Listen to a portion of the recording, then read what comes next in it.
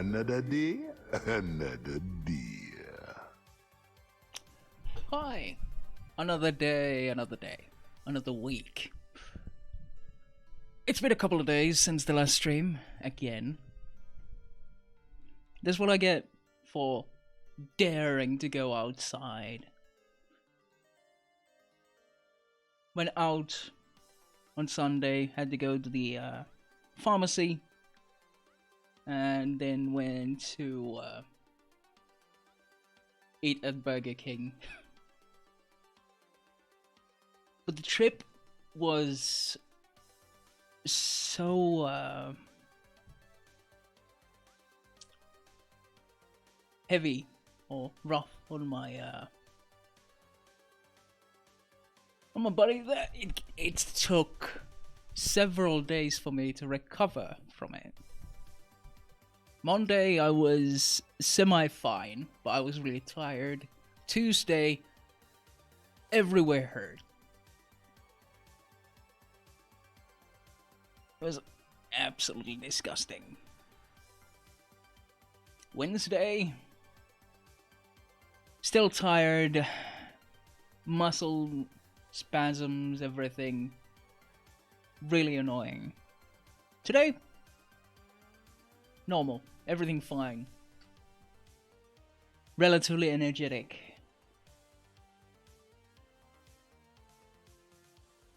Managed to even do some university stuff before I decided to drown myself in Pathfinder again.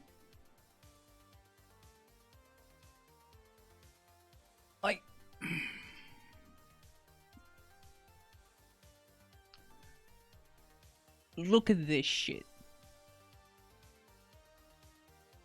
74.4 hours in the last 2 weeks.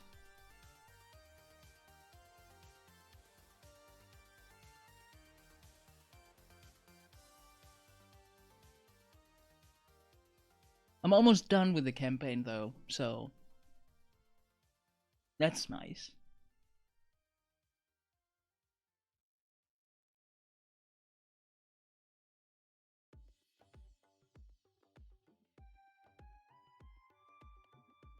Yeah, it takes around 100 hours to make a full run of Kingmaker, the video game.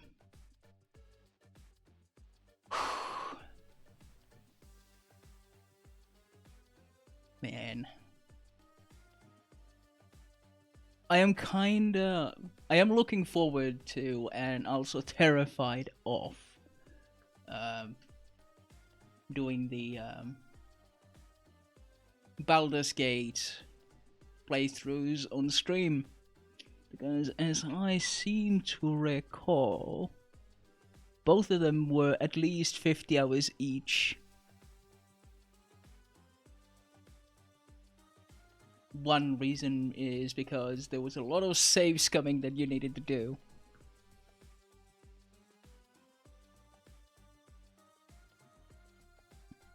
Because they are just that kind of game.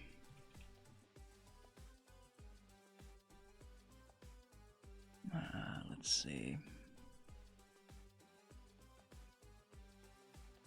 How many hours did I put in the Baldur's Gate 1?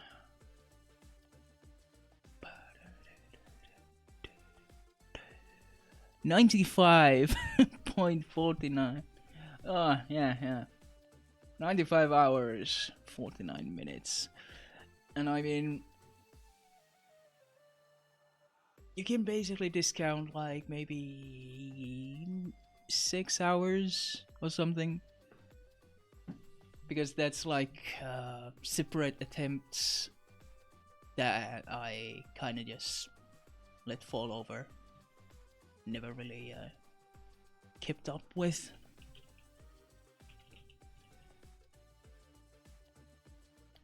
Baldur's Gate 2. Now that I have done only one single run in, and that's 105 hours and 30 minutes. So yeah. those are going to be eating up my streams for a long ass time when we actually get to it. But I do adore them, and I do want to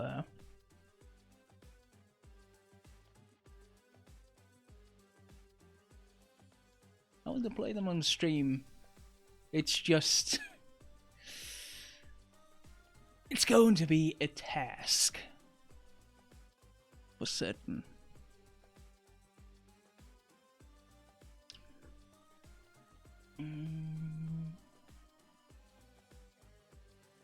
Let's play one more set of ads so that we can delay the pre-rolls for another half an hour extra. Should be enough with 50 minutes of no ads.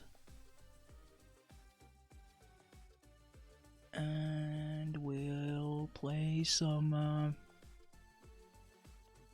Enderal, since that is what I said that I would do last time, since we spent a couple of streams playing the wizard game.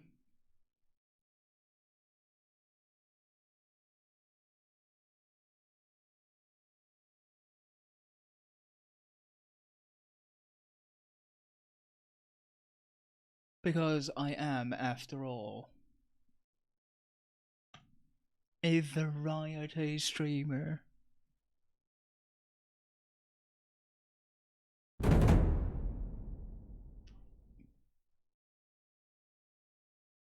It also keeps me sane.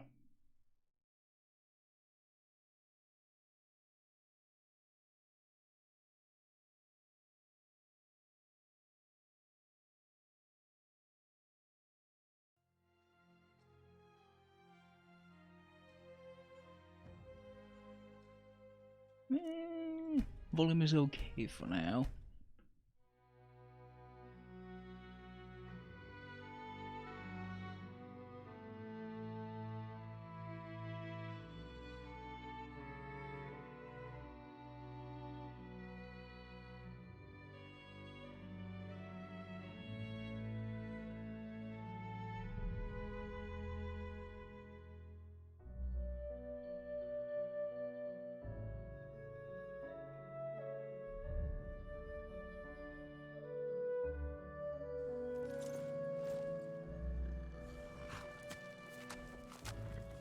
Oh yeah. My ass called horse. And I needed a rune blade to make the amulet.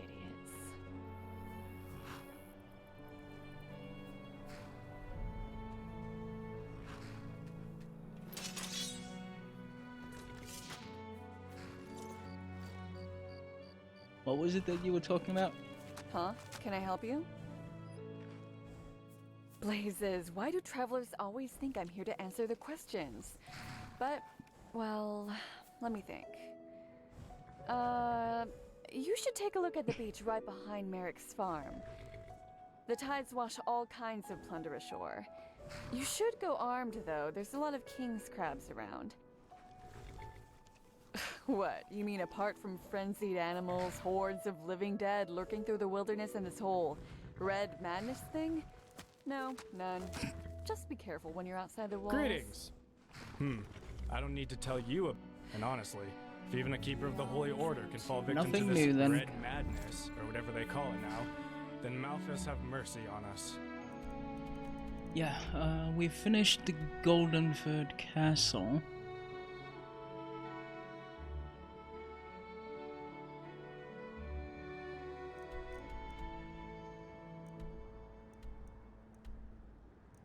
So that should be fine.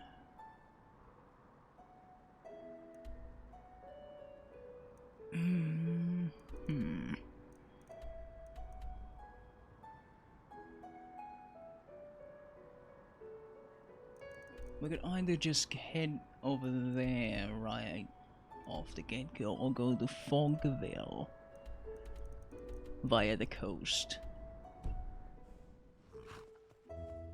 I think we'll go to Fogville. Mainly because that is where the Butchov arc comes from.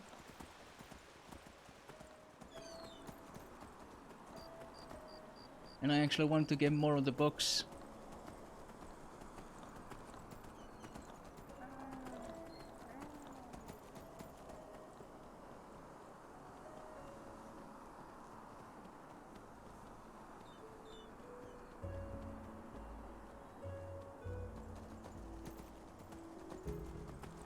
It's been a while since we actually found the second part to this story.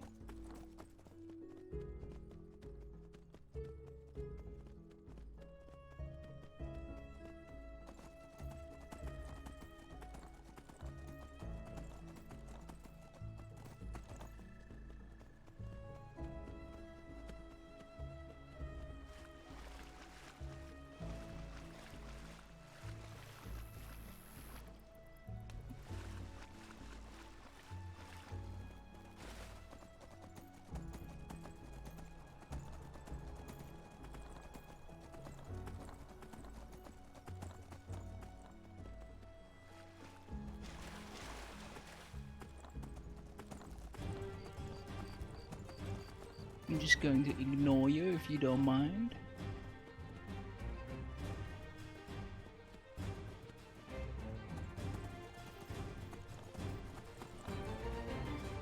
I have other matters to attend to.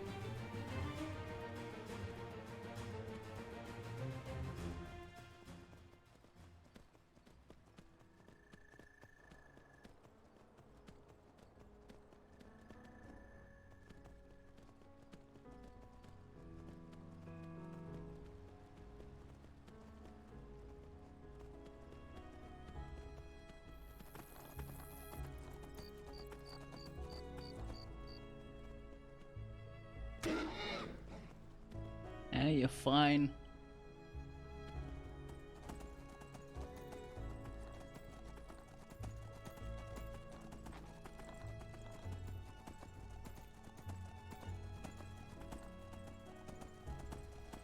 It has been a while since we were last here.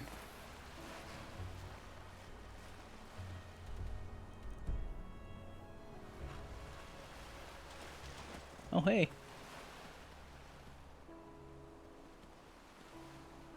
Finding something new.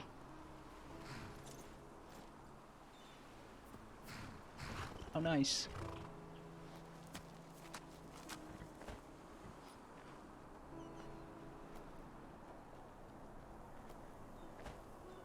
I mean, it's been, what, half a year since I was here last?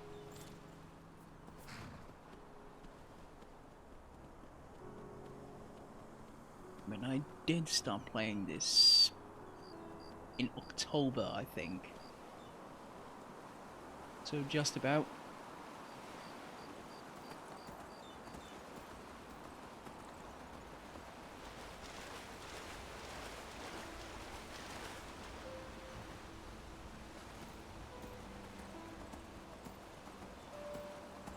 I seem to recall that there were some really dangerous enemies this way.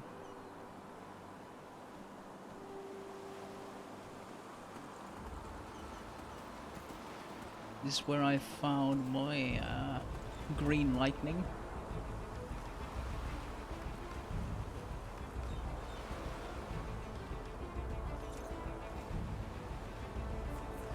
And apparently the place is occupied.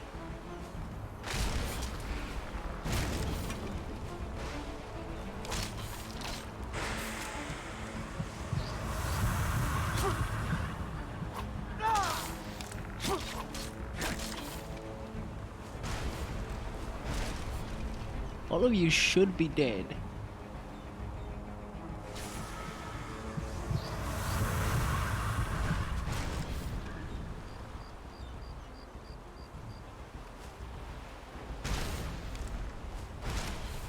Because I am almost 100% certain that I cleared this up.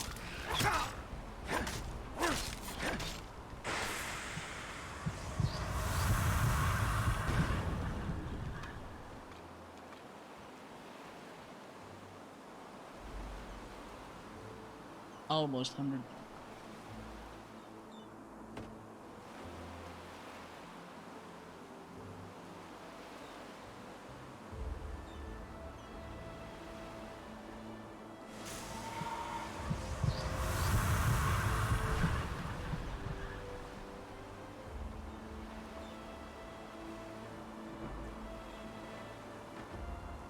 I mean, this has to be the same place.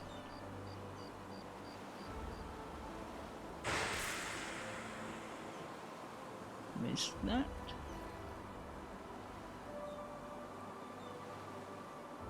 Hmm.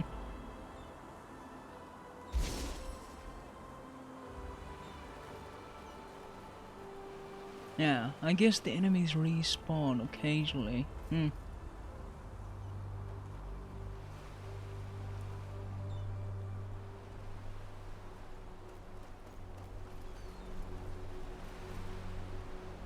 Now this was the place.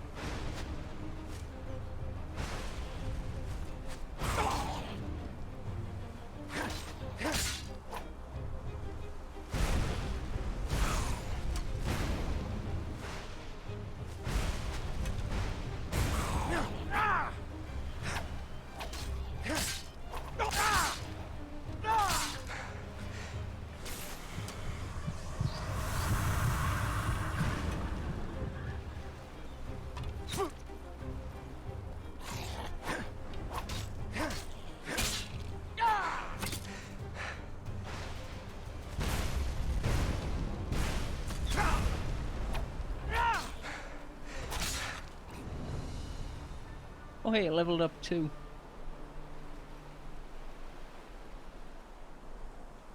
Oh, no. Not quite, but soon.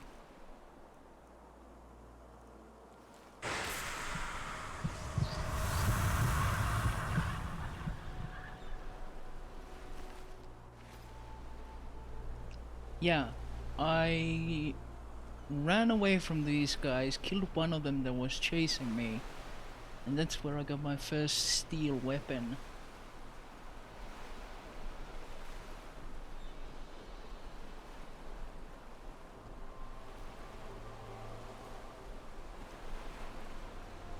Also, my jaw is getting locked up. What a pain.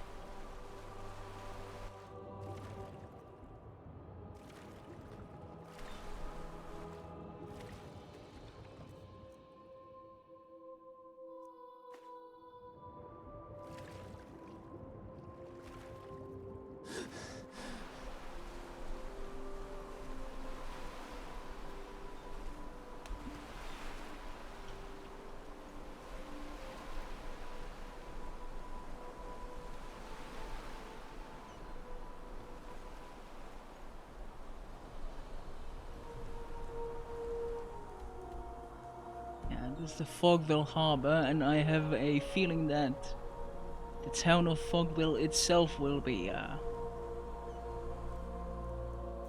pretty empty.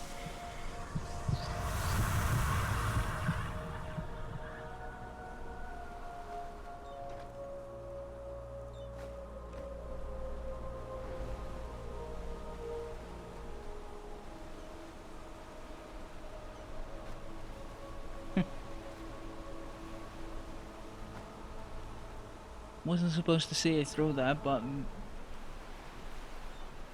it is what it is.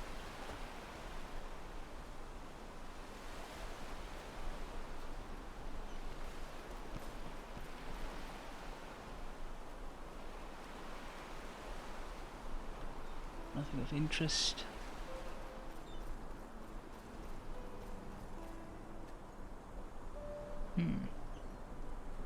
And this one needs a key.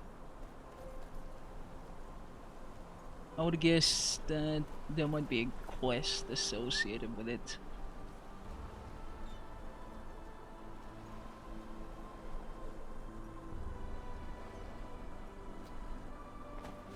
fine.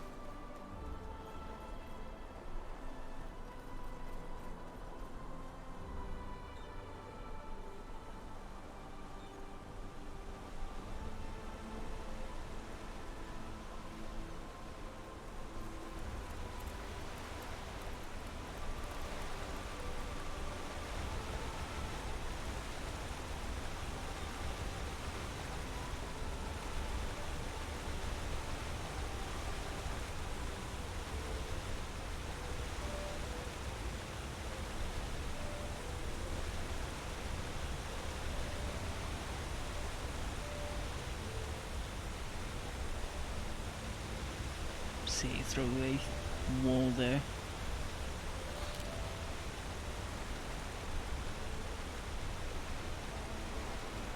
That is standard.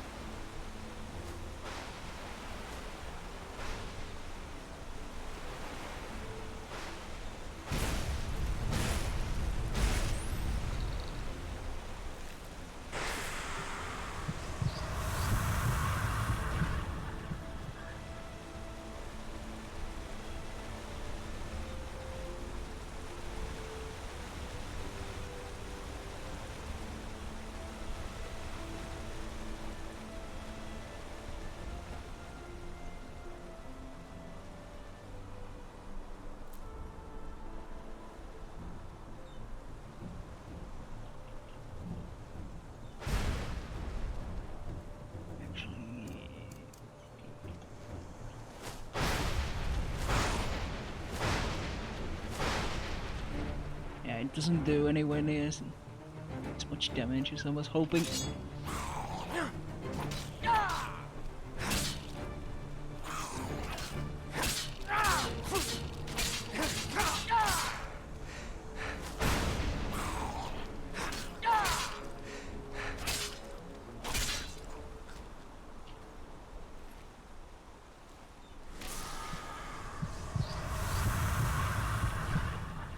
So I'm better off just sticking with the dagger.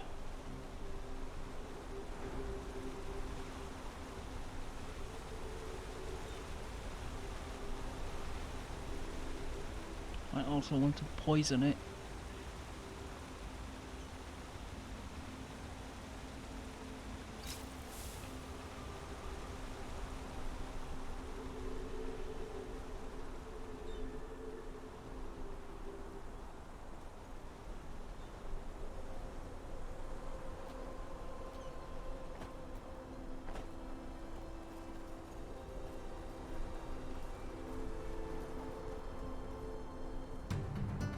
Oh yeah.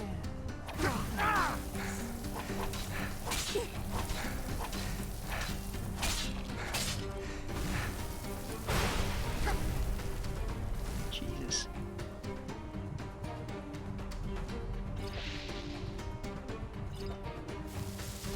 Ow.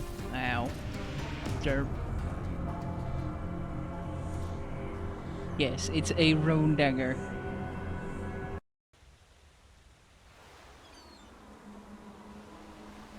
Oh, fuck.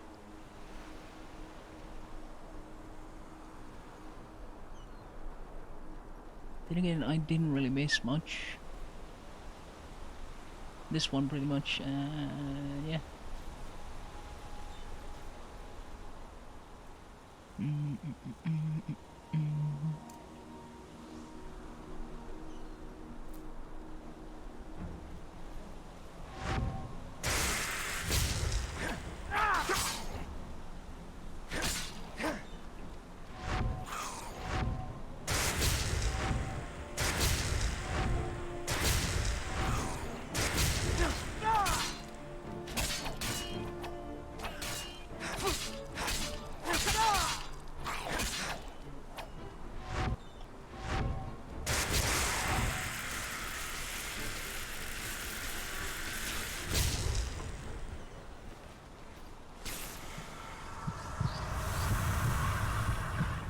Back up we go.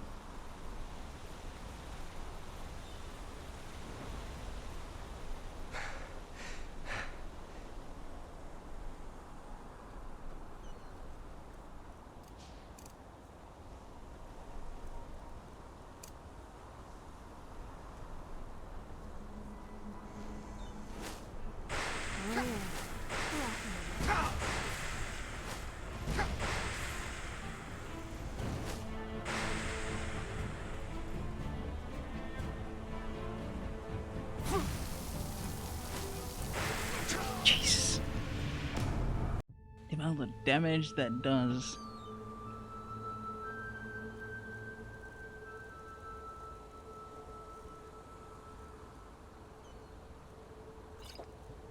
Frost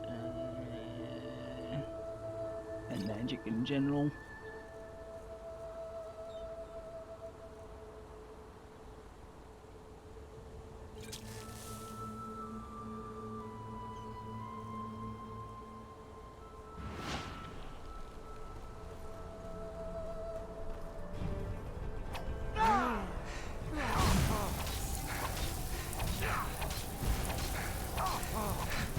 Jesus, this guy, he doesn't give a fuck.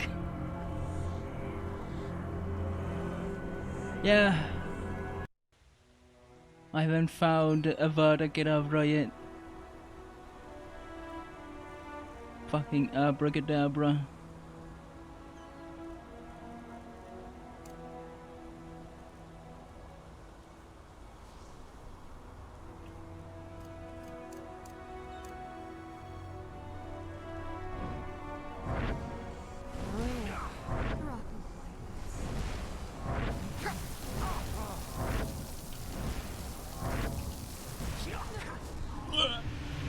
We'll call it even Stevens. Yeah. That one works. But I will definitely need to get some...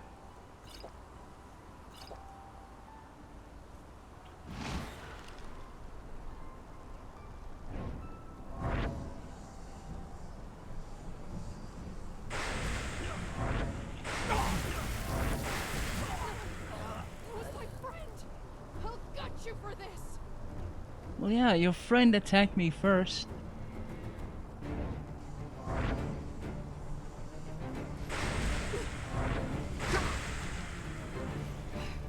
Yeah, she's clearly the stronger of the two.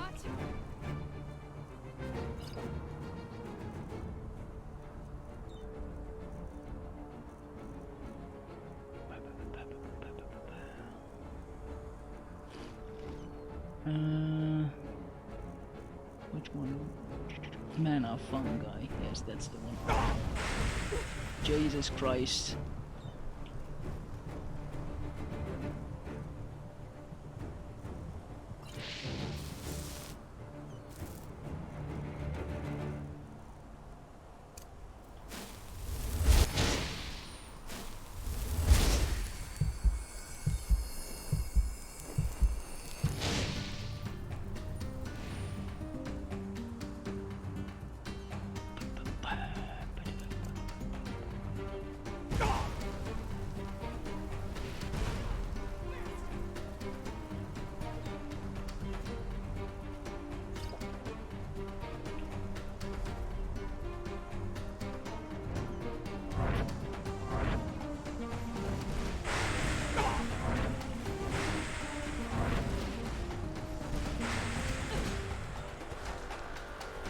Jesus.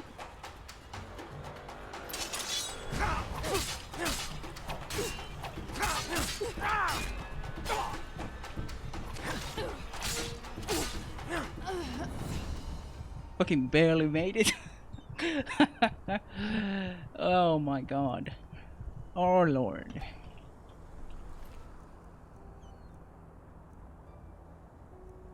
The fact that she has a silver sword tells me that I really shouldn't be here yet.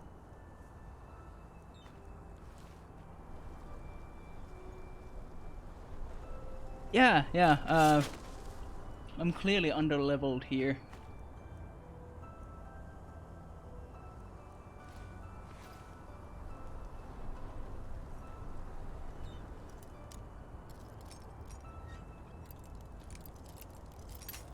Damn it.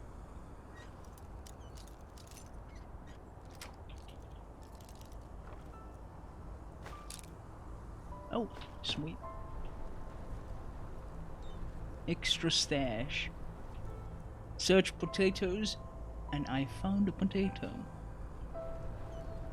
Believe it or not.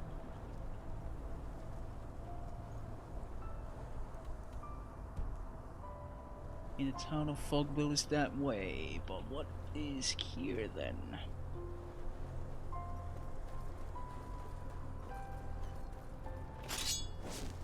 Outside of probable certain death, but you know.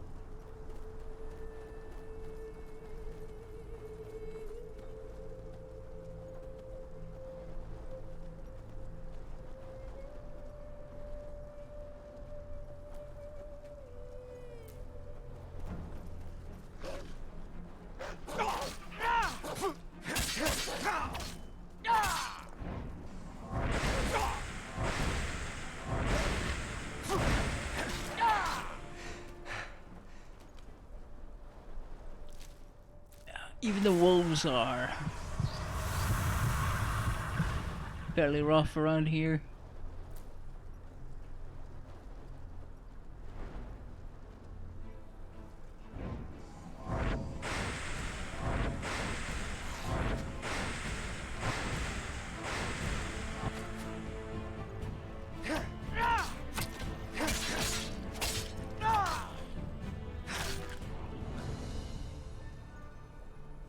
No running away from me.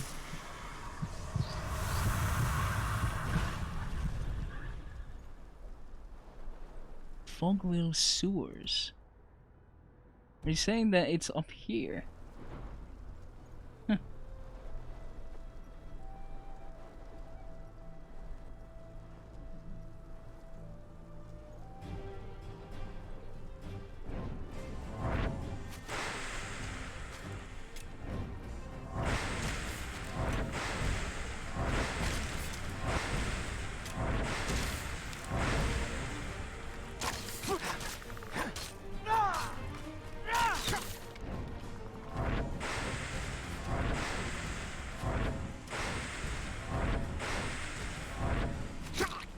Ow.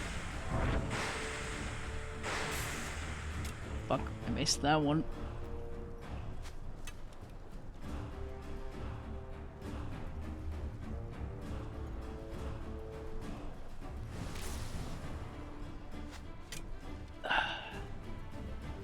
How annoying the trajectory changes as you move around.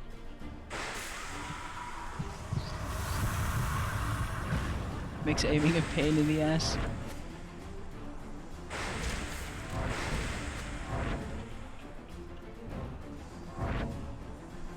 Ow.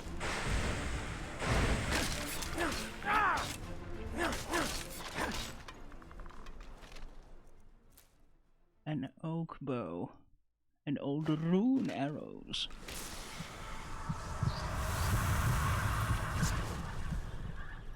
Ei vittu runenuolia.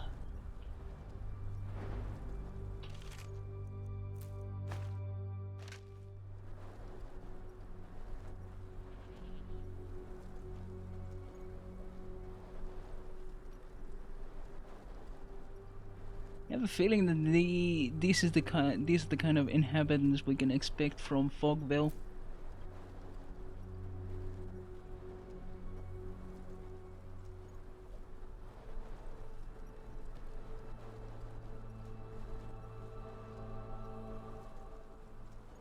Not exactly very accommodating.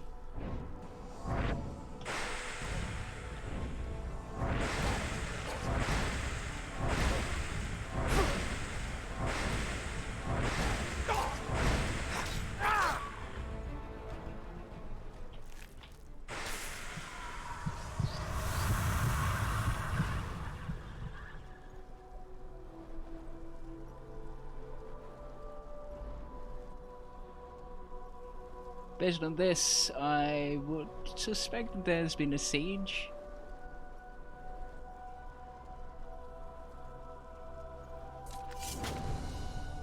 The fact that you guys are still here is Good evening.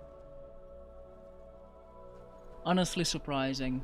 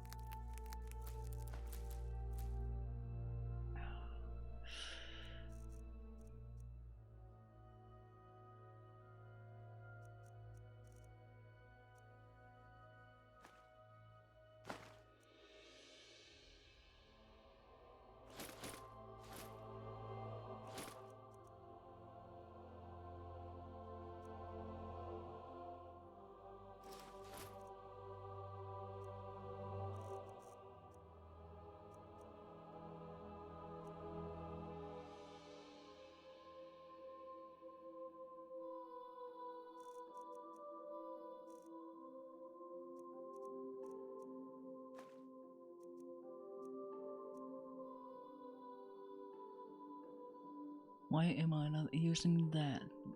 I probably should be.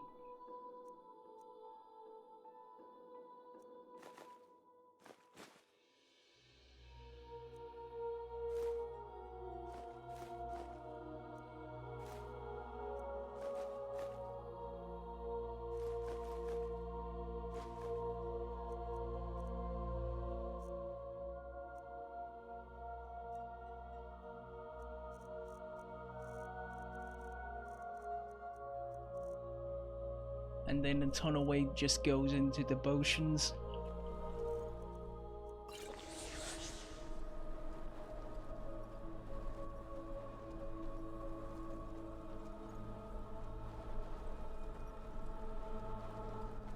So much to do, so little time. True. Very true. I mean, if he's here, then there might be living inhabitants, maybe?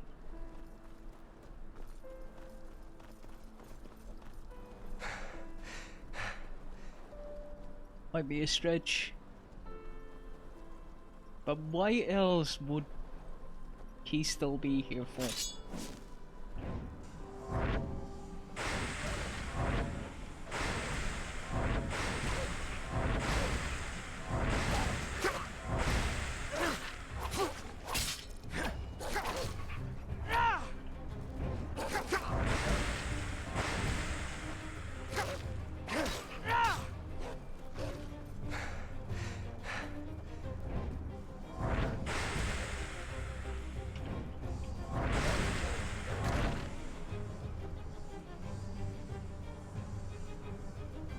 I have the high ground.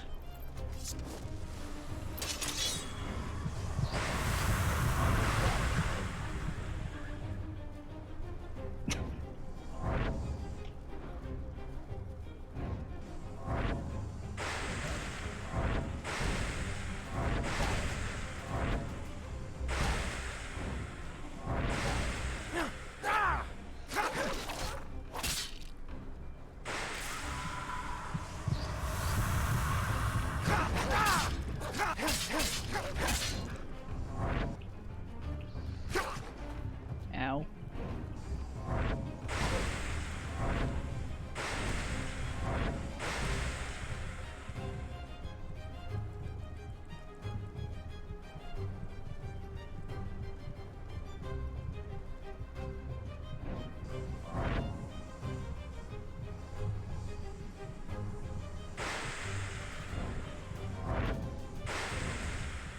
Eh.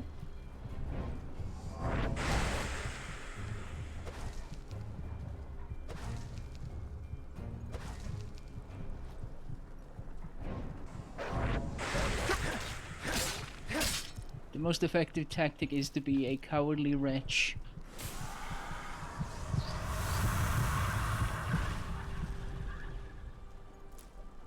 Spicy grass. Very good. I like my grass spicy.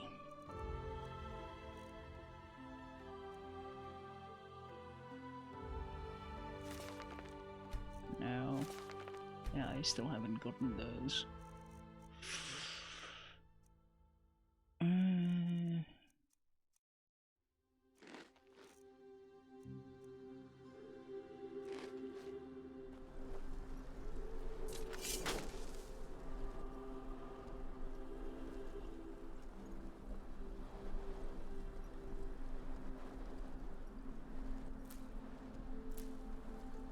My recent encounters have made me maybe unnecessarily bold.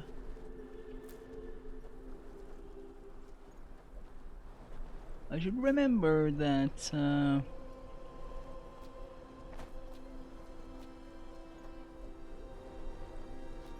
I'm going into areas now where I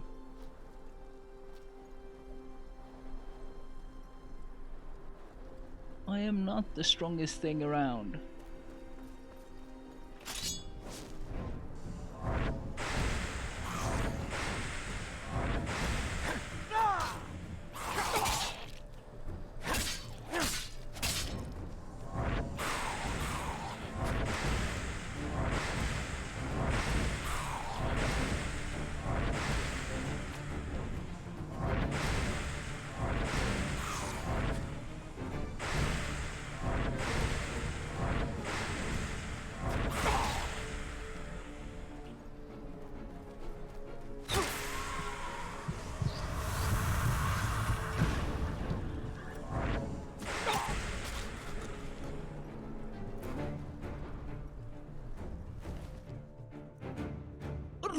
Give me exactly what I've been looking for.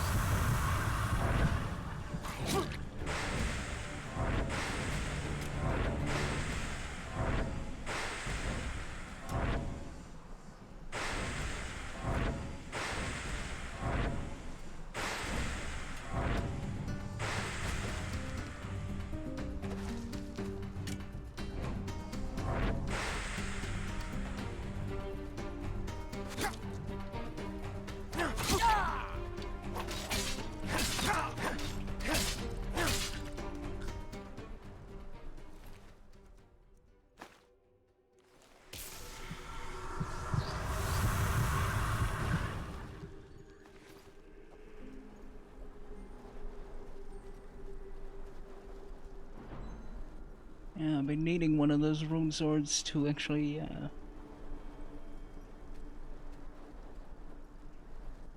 get the talisman materials. Wow, standard quality things. La-di-da.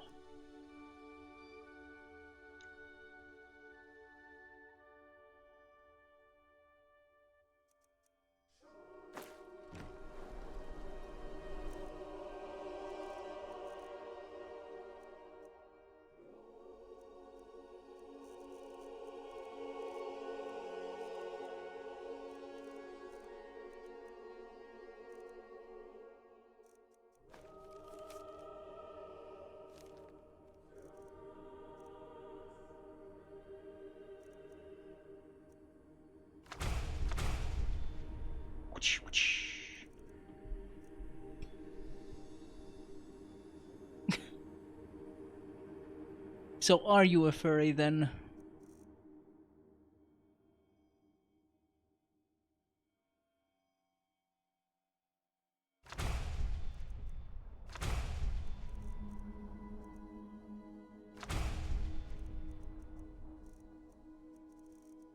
That is the question. The test says no.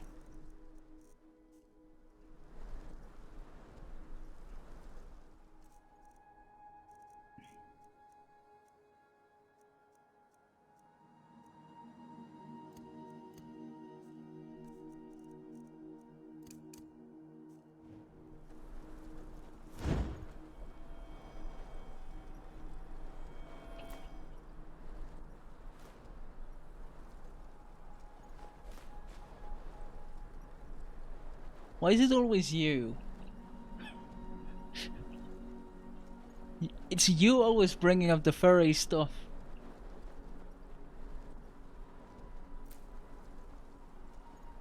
Like historically, I seem to recall that it's practically always you who somehow makes it into a furry thing.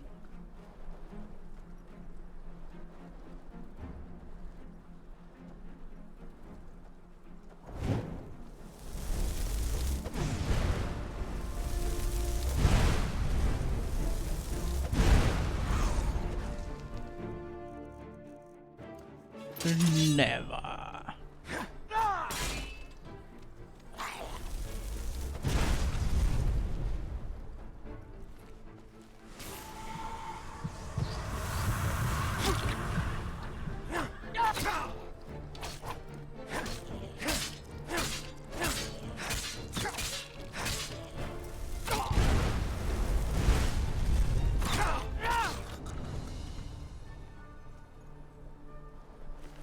Never.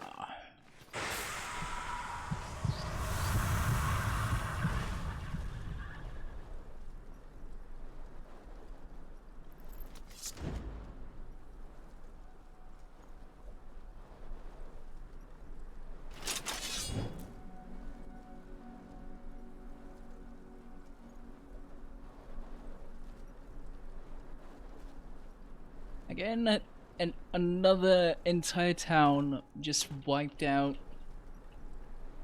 Most likely because there are no guards anywhere, ever.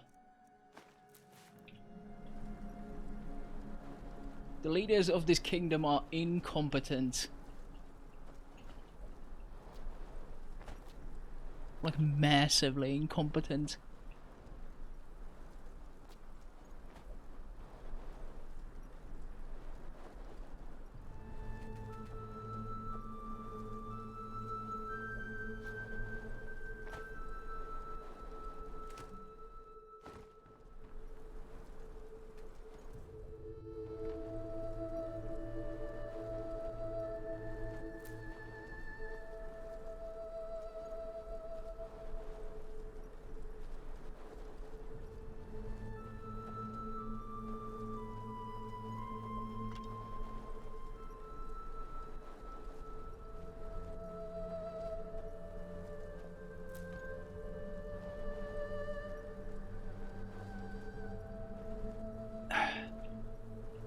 10-hour weeks, Jesus Christ. Like, why? Is it really that fucking busy that you have to do 10-hour shifts?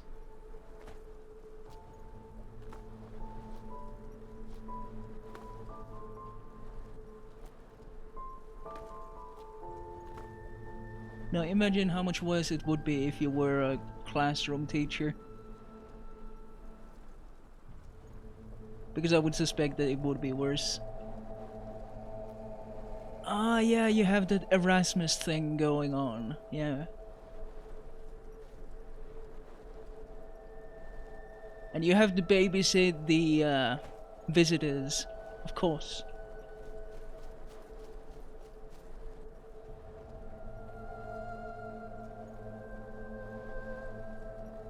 I mean, I think you are the most qualified for it.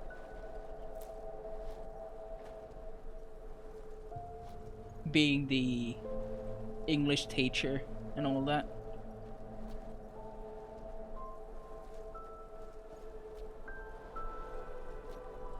It's kind of funny how just knowing English, it makes you the international coordinator, basically automatically. Joo, se osaa kieliä. Laitetaan sekaitsemaan niitä.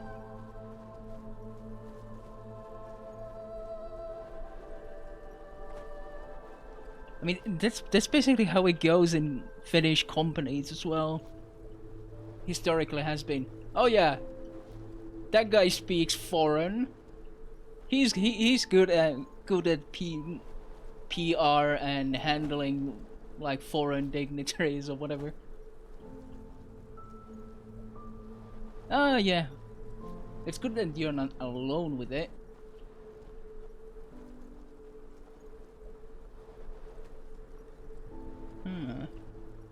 This one needs a key as well. Just even speaks. Yeah.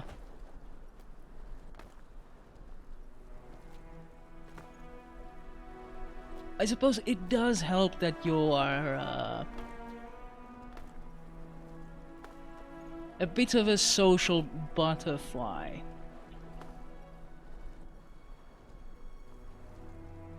It kind of helps with relations as well.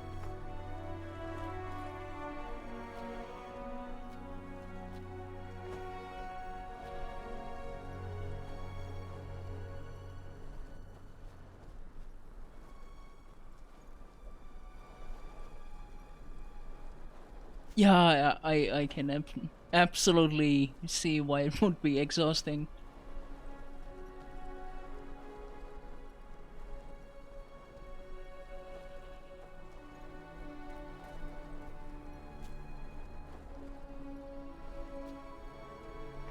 In general, just people all the time seems exhausting enough.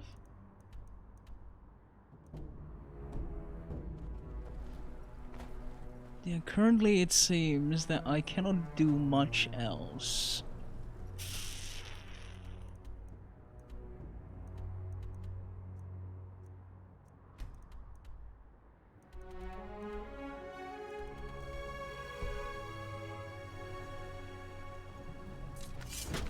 Not here anyway.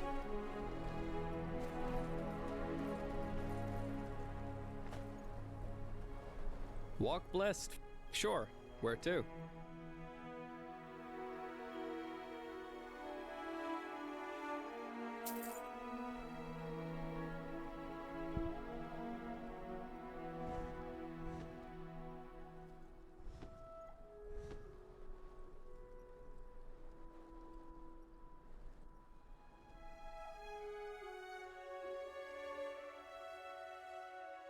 I gotta go and do some alchemy.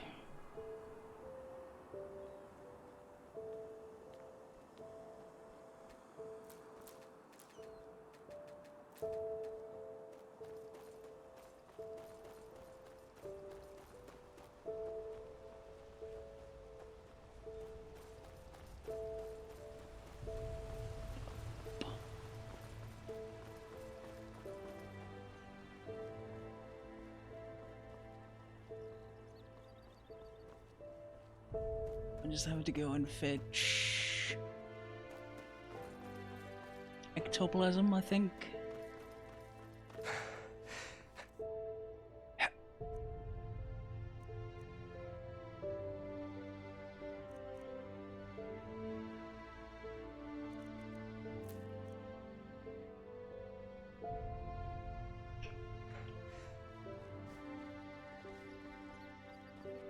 Fancy ghost teeth.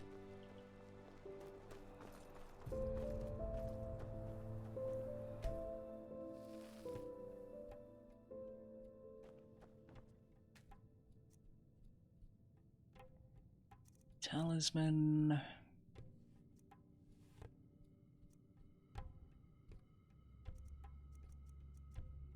Rune sword and wine.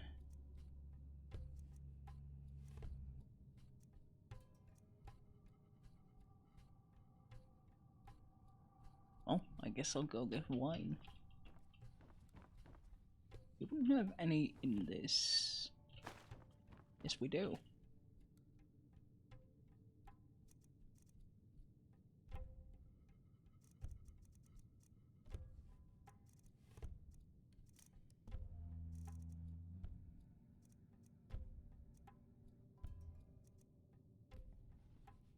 Samael Dalitsu.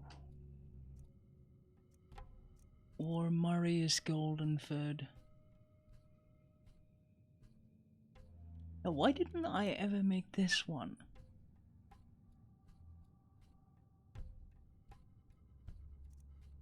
A Ghost Mage.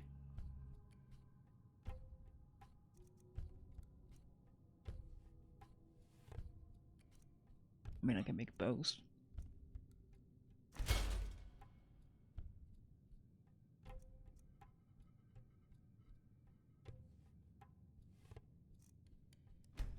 Balanced, I suppose.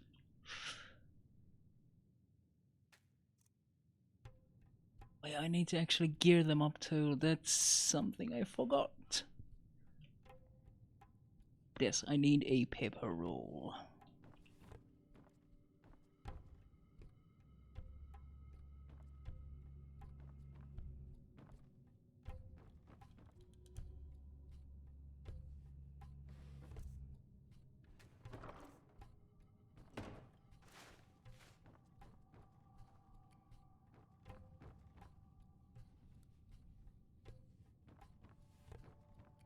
Hmm.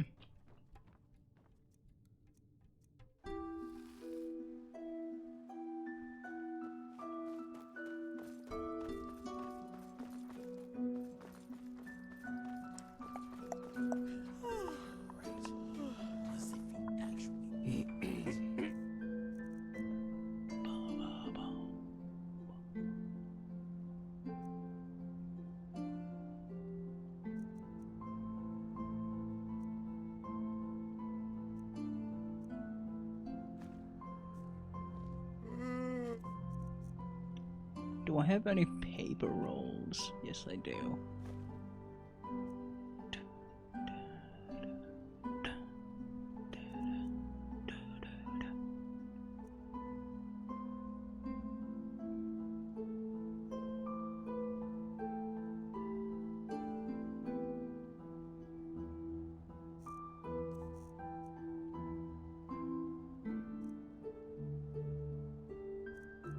Wait, I've had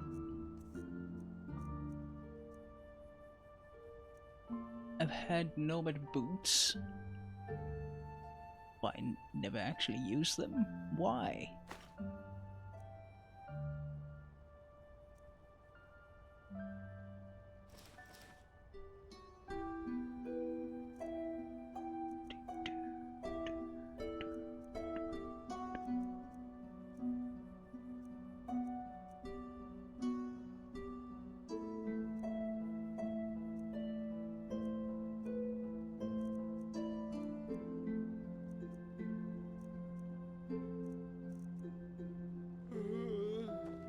Walk blessed. I know.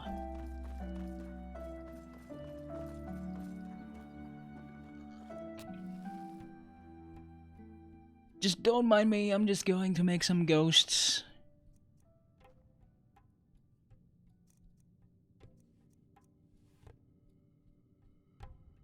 Elementalism, psionics, and magic in general. Magic preferred. Thank you.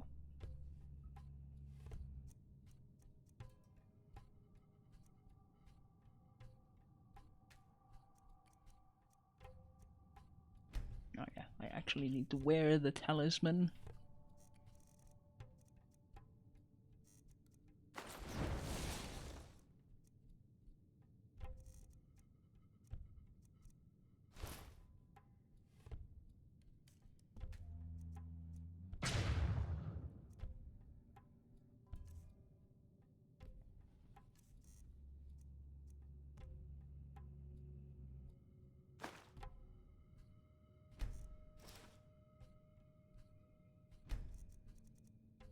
I need either ectoplasm or bone meals. I guess I should get some bone meals.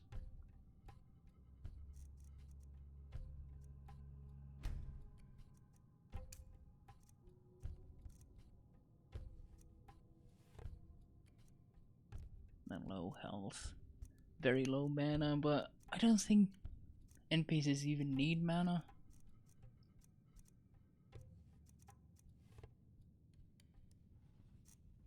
Okay, light armor. One head is meh.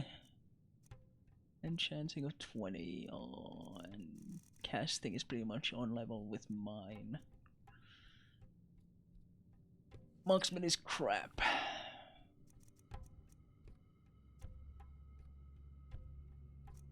So yeah, light armor for this guy as well.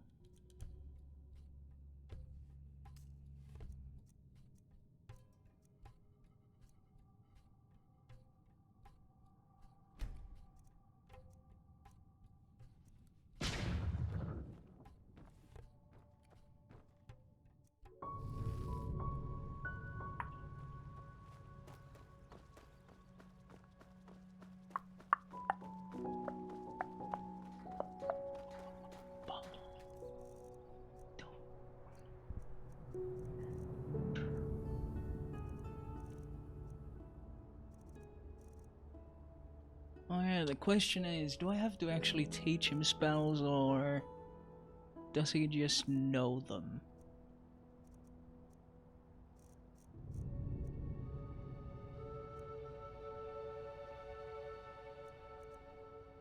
That is my primary question here.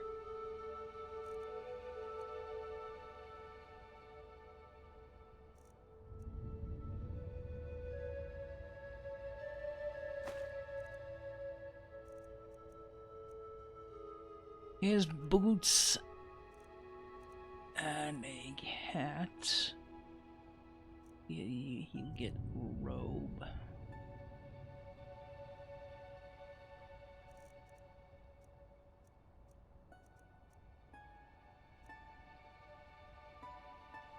Some leather gauntlets.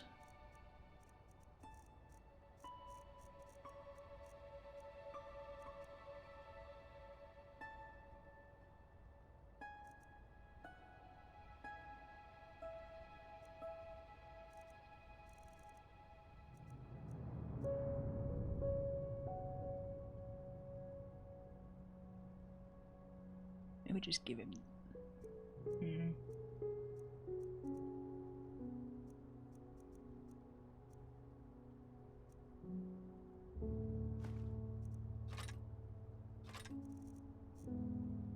And then we want bone. Meals like 50, 40, something. It's all very heavy.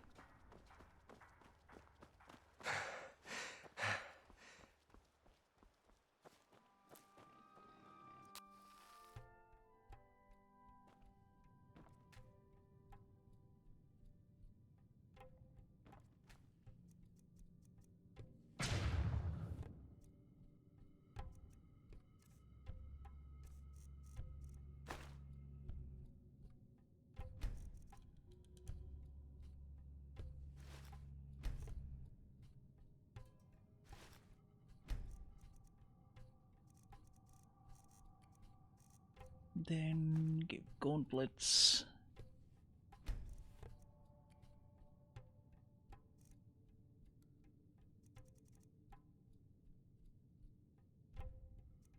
How fucked up would it be to give a talisman to a ghost so the ghost can have a ghost of its own?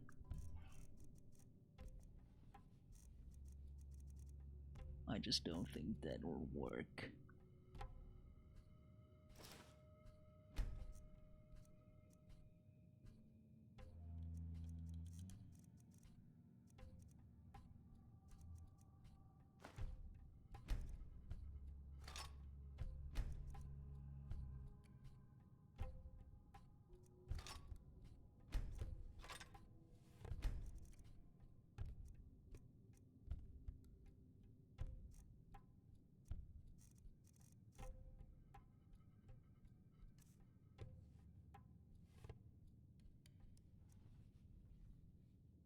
Spectralize.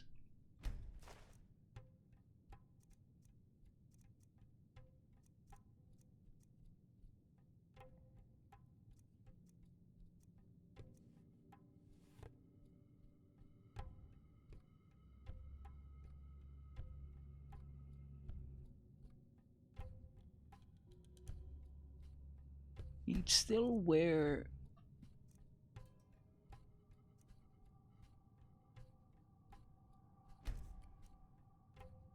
these fucking thieves' boots. No, absolutely not.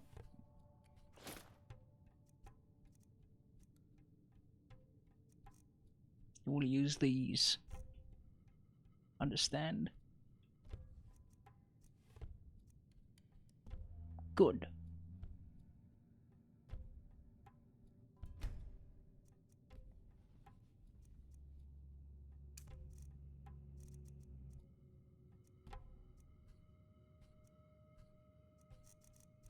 Sneak 100. That's pretty sick.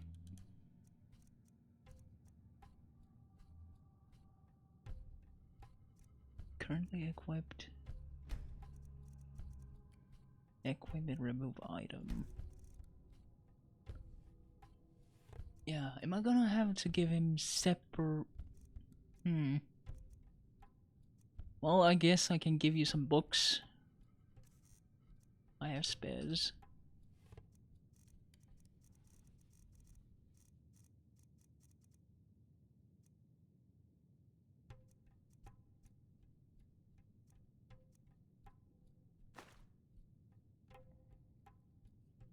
Oh yeah, transferring spells is expensive, it seems.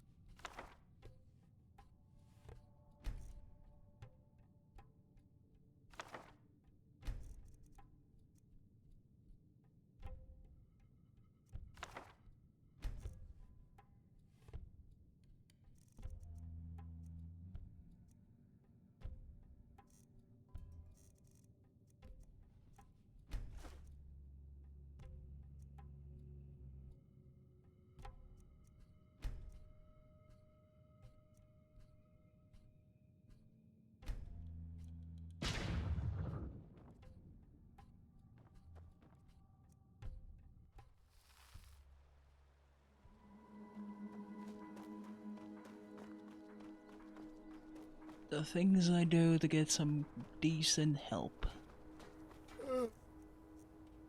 I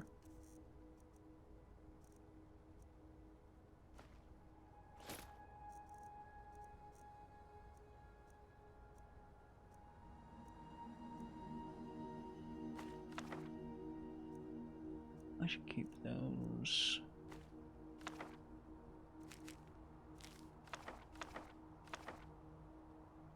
King Lude and maidservant Devosha. Oh yes.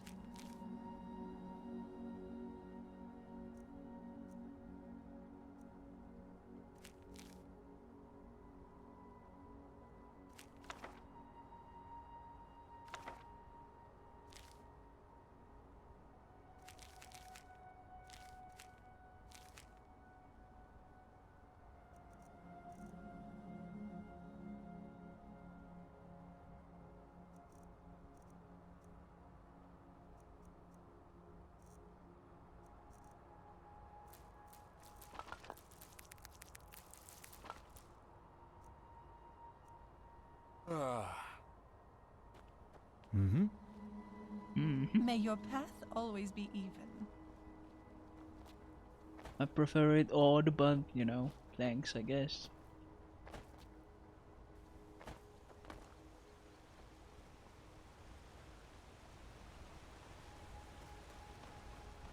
My sir?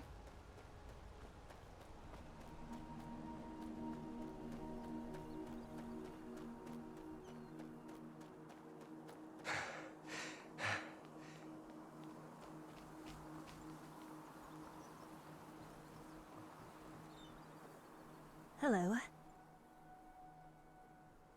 Good to hear. Where to? Fuck it, let's go to Fogville. We go there by foot.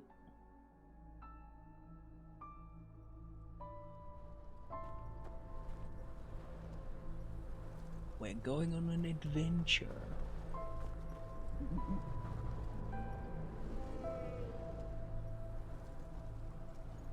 Actually,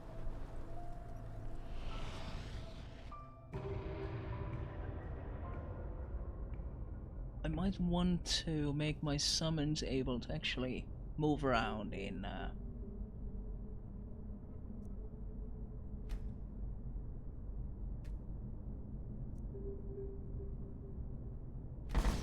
gentle society.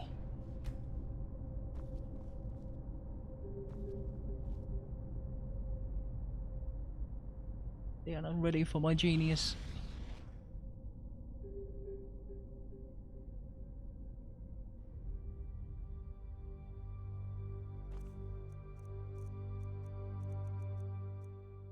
They can even take seeing a ghost.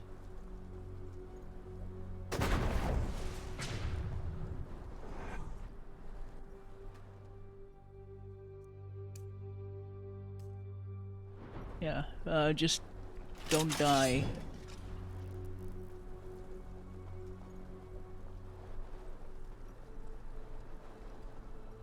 Like as a general tip. Because every time you die, it hurts me. Oh shit.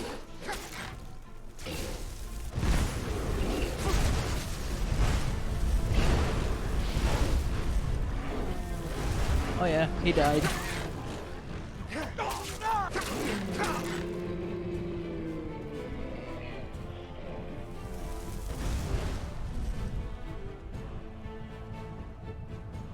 Jesus Christ. That didn't go too well. Also, I really need to heal myself.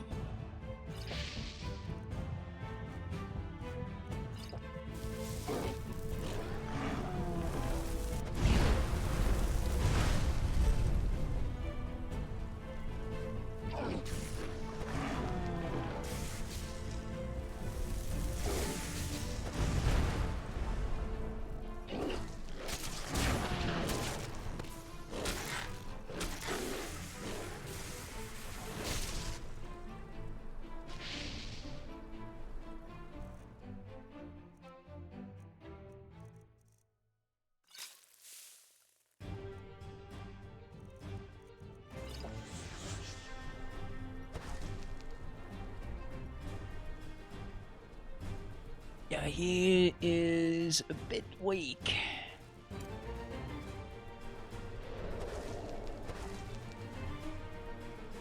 Really?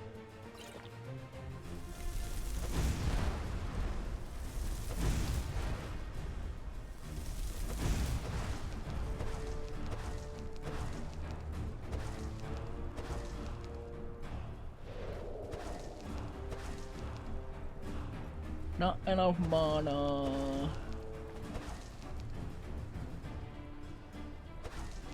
Get a fucked here.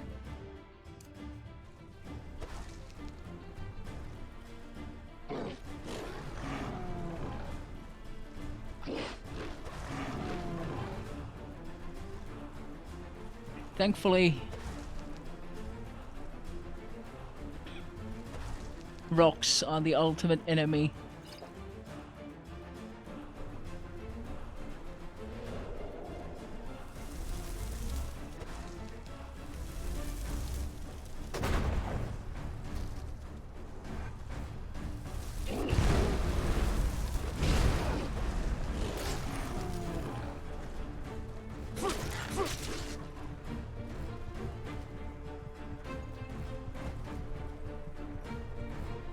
guess these guys don't fuck around. Oh, wolves too. Oh, that's nice. Aye. Aye.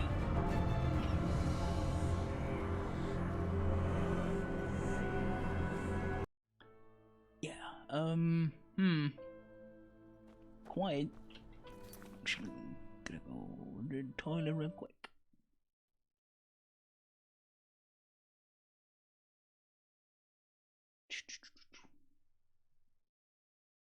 Be right back.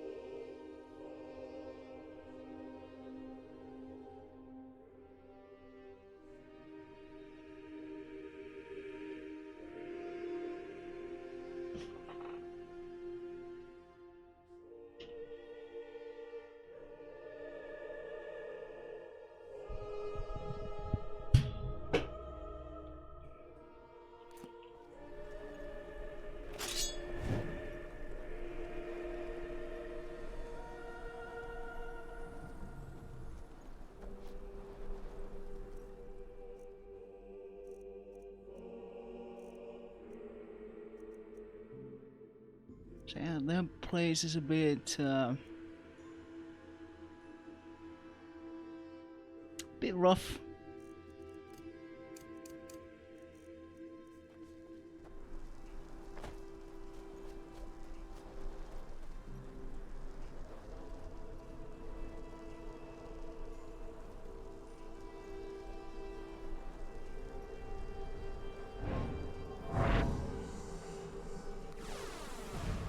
Well, I missed.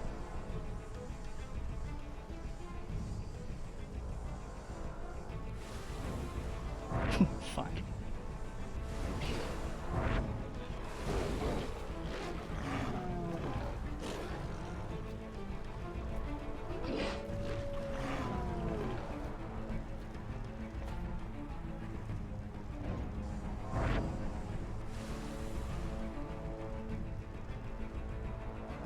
At least this thing does some damage.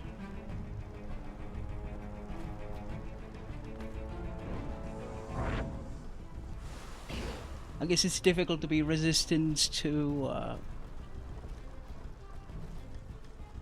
emotional damage.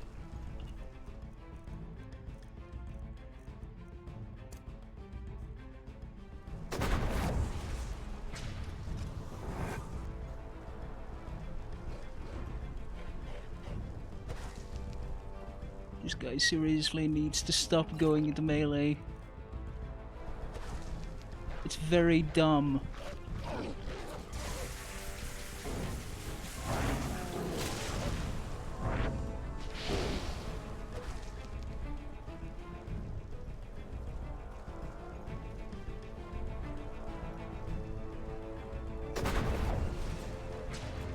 Okay, he was summoned and he goes into melee.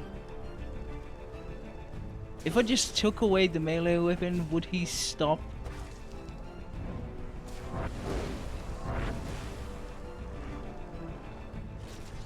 Oh, he got one killed. That's nice.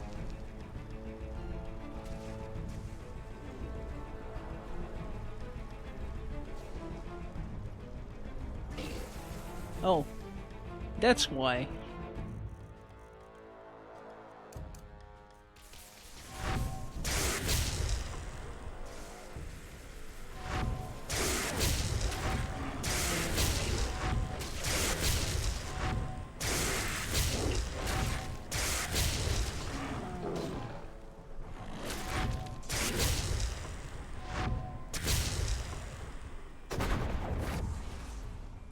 Wrong thing.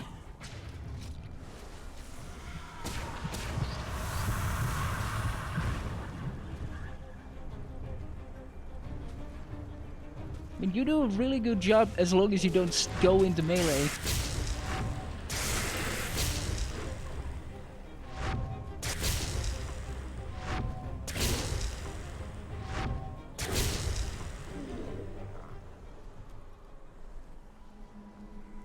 Huh. I guess that's all of them.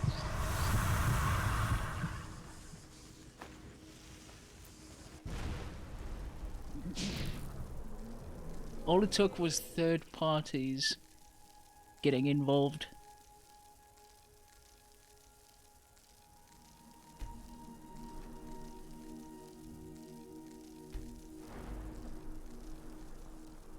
If I say ranged combat, do you just try to stay back, or does that just mean purely ranged weapons? Yeah, the VOD here just... and the wolves. So they pick a fight with the dead.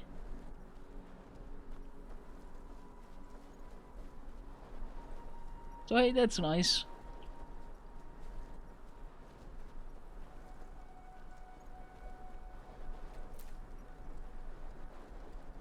How nice. They very thoughtfully involved themselves in a fight that I couldn't win otherwise.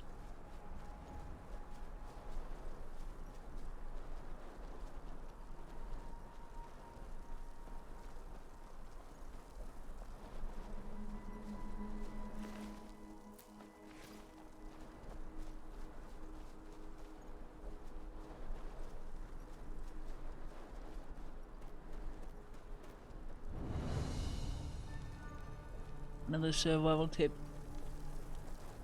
Why fight your own battles when you can just involve somebody else and let them do the job?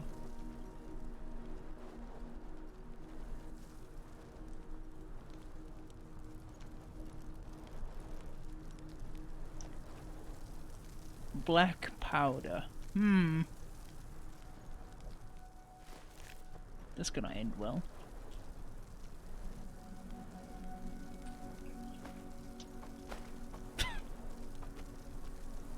The life of Torgin Whispertongue.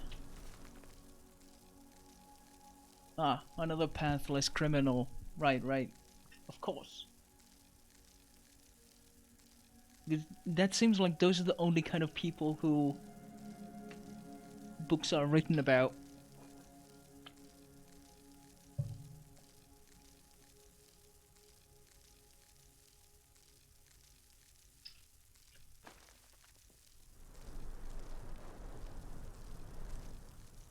You're dismissed.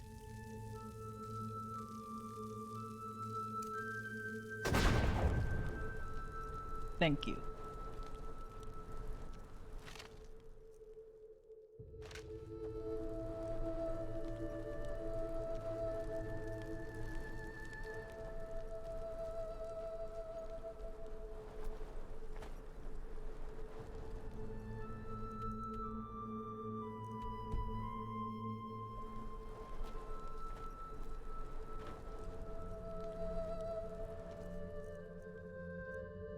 Let's actually read the book then.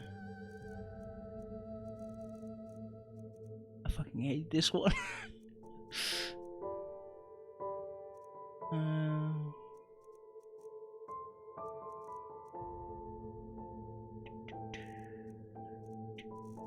Yes, it's volume 1. Pathless. The life of Torgin Whispertongue. The man's lifeless body laid next to my feet. The faint light of the moon gleamed silvery and eerily in the deep red puddle underneath him. An odd feeling of numbness hit me the moment in which the dark wafts of mist in my head dispersed. It somewhat equaled the paralysis one feels when standing in front of the love of one's life and being unable to move a single muscle due to overexcitement. It's just that this numbness was more brutal, more ravenous, and all-consuming. I vaguely remember how my view slowly wandered down my arm. In my hand I held a bloody fist-sized stone. Pieces of what had been beaten out of that young man's head were still sticking to it. And once more, a feeling of numbness hit me. In that moment, I had lost all memories of what had transpired just a bit earlier. Certainly, I've gotten my memory back by now, but even years after the event, I was still searching for it futilely. This man was dead. Stone dead as possible, even deader than a lost one. Like really fucking dead, you know? Though those creatures nonetheless walked the earth even in their state. There wasn't a soul in sight in the whole park. No oddity considering the late hour. The weight of the bloody stone in my hand seemed to get heavier and heavier the more the horrifying truth entered my mind. Soon it was so heavy that I found it impossible to hold on to it. I had to let go of the stone. Was it possible I was a murderer? The fact supported no other conclusion, and although my reasoning was clouded greatly by the glimmer-cap dust so disguised a druggie, I could still arrive at that conclusion in my delirium. I, Torgin Whispertongue, whose dream it once was to reach for the stars, to accomplish what nobody had ever done before, was a killer.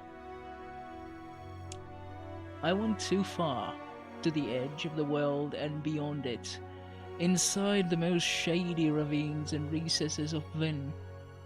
Following the numbness, a wave of pure panic struck me. They would pursue me. They would imprison me, or even worse, hang me. That would serve me right. I could go nowhere.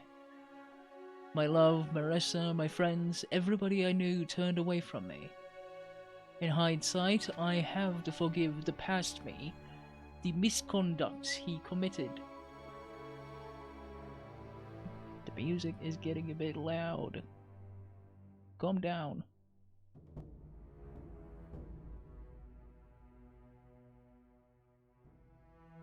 The music is very, very aggressive.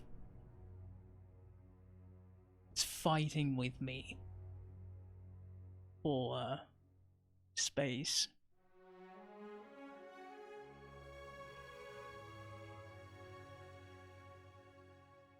Long before the murder, I had deviated from my right path. I had tried to reach for the stars but had missed them and had fallen. The void I fell into stuck to me like an oppressive shadow.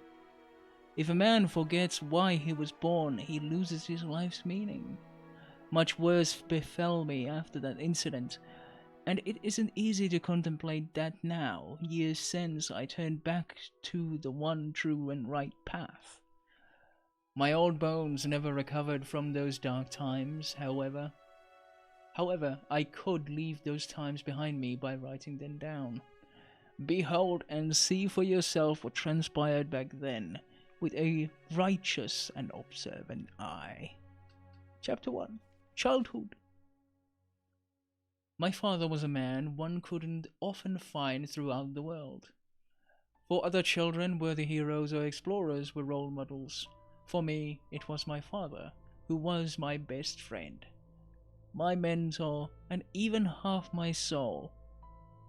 He loved his little son with the fiery hair, his spark. At times the books which he looked after were more important to him than the love of his wife, my mother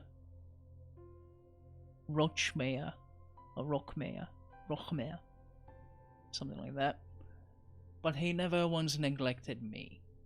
As a librarian, he wasn't one of the wealthiest citizens of Ark, but he knew how to feed his family and had a way with saving money. He taught me the fine arts of reading and writing, the talents which separated a knowledgeable person from a mere peasant. His passion for the sciences and the analytics, which aimed to research magic in all its facets, aroused my desire to study those areas. Even though they were eyed skeptically by the common people. As a child, I had dreamed of becoming a member of the Holy Order, a man who comprehends the secrets of the world and is respected. I want to get rid of my life as a mere nobody and become somebody of distinction. What sheer irony of fate it was that struck down my father. In life, days may be good or ill. This illness, though, I saw coming just once, and it never left. It stayed. Before I had even seen the 8th year of my life, I had to witness how the books which he nourished and cherished became his bane. Between the yellowed pages of a weighty tome, an edition which he had bargain hunted from merchant and presented to my mother and myself with his head held high, a fungus had lodged itself. It infected him like a crawling parasite and drained him from the inside out. The death caused by this sort of fungus is so slow that you only realize it when it is too late. In my opinion, it is one of the worst kinds of death, especially if you consider how it desiccated the face of my deceased father until his bare bones showed. What a shitty way to die. My past consecration had some devastating and far-reaching consequences for my young self. How much I had hoped the Malthus would lead me to the path of the sublimes, so that I would have at least a chance of joining the Order. I was praying every night for this opportunity, in turn putting all my hope in the hands of our God. In the end, the destiny he chose for me was entirely different. The same illiterate path as my father's was intended for me.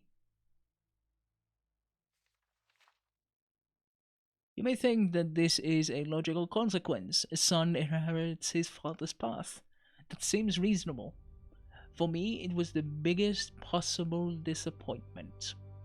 It was surpassed only by another dramatic experience in my childhood, one which mustn't be omitted here, as it was the cause of my inner corruption.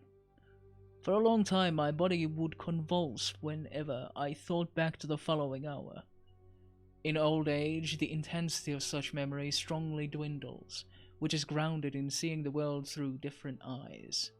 An incredible impudence, nothing more, happened on that late cold evening of arrival. My mother and I were having supper just when we heard somebody knocking at the door of our house. Blech. As my politeness demanded of me, the, albeit small, man of the house, I got up and opened the door. A tall, haggard man in red garb stood in front of me. He was Jaeger 7th stroke. According to his path, a priest in the temple which my family and I visited often. He was often called the father of the weak and the manufacturers, as he cared the most about the concerns of those who needed the most help. To me, it always seemed as if he wore a mask above his skinny, skull-like face, which hid his real appearance. Jaeger 7th stroke held a great reputation everywhere in Ark, but even more so in our neighborhood. He had supported my mother when she was grief-stricken over her husband's death. I had never liked him, despite all these arguments for his goodwill. There are only a few sentences that he spoke which I can still remember clearly. The first one was his greeting. "Well, Torgen, my little spark, will you let me come inside so that my fragile body doesn't freeze any further in the winter's cold?" he asked me, crouching slightly and with exaggerated friendliness. I would have loved to close the door, but my mother invited our gracious priest into our house, and she even chided me with a fierce smack for my hesitation. The priest kept us company for supper. I barely listened to his sharp tongue, but I felt as if I could see something terrifying in his eyes while he was speaking to my mother. A hidden and glistening greed. Under the pretext of him asking after our well-being, because my family was especially important to him, my mother quickly forgot all of her distrust and precaution. He directed the conversation toward my father while we ate. My mother always kept me out of everything concerning her dead husband, so she discreetly, but at the same time firmly, sent me out of the room. I didn't have fiery hair the color of a rutterkin for no reason, as the folk saying goes. While standing in the dark hallway, I further listened on the conversation through the thin door crack. For a good while, it seemed to me as if he dealt with my mother in an underhanded manner. When she tried to give him another ladle of stew, it happened. With a pounding heart, I saw how the priest stood up from his chair and walked behind my mother. Disaster was imminent. As she turned around, she became frightened by the short distance between them. She gave him the bowl. He, however, immediately put it down on the table. "You are beautiful, my dame. Why aren't you searching for a new man to be your side? At your side. I am sure that every gentleman would love to be here. Or there, brother." That's roughly how he expressed his desire to her. He tried to caress her face, but she eluded his advances, and suddenly the priest's failed attempt turned serious. He lunged out with his bony hand and beat her down. The animal, his true face revealed itself. He dropped all pretense. I witnessed it when he bent over her while she was holding her cheek. When he pressed her down and raised her dress with his wrinkled old hands. Ugh. With coarse hands he forced his will on her. There was more strength in his old bones than one would think. My mother screamed, however, she couldn't get free. There are numerous stories telling about how young heroes would attack the man in this same situation and at the same age as myself to impede his intention. I was too scared. Cowardice is a trait of mine which has always come into the picture at the worst of times. Through the thin door crack, I watched how the priest's robe was unveiled. My eyelids closed nearly by themselves, as if my body wanted to prevent my soul from breaking after witnessing the following scene. Nevertheless, I heard every sensual grunt of the priest and every pained groan of my mother. After a while, he suddenly paused in his activities. I realized that only by the change of the background noise.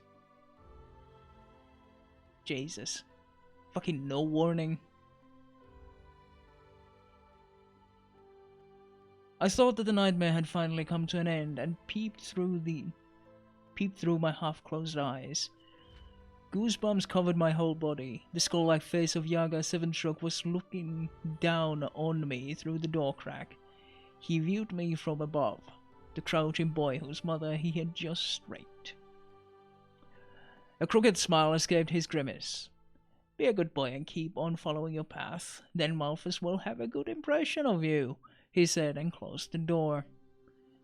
He left me alone in the darkness of the hallway. His face was burned into my mind and left extensive scars there. To this day I remember that heretic's face better than my father's. That liar, the traitor of the benevolent Malphus. He should burn in the sunfire for his sins, especially as my mother certainly wasn't the first woman he exploited in that way. My mother never spoke about that occurrence. She bore the pain silently.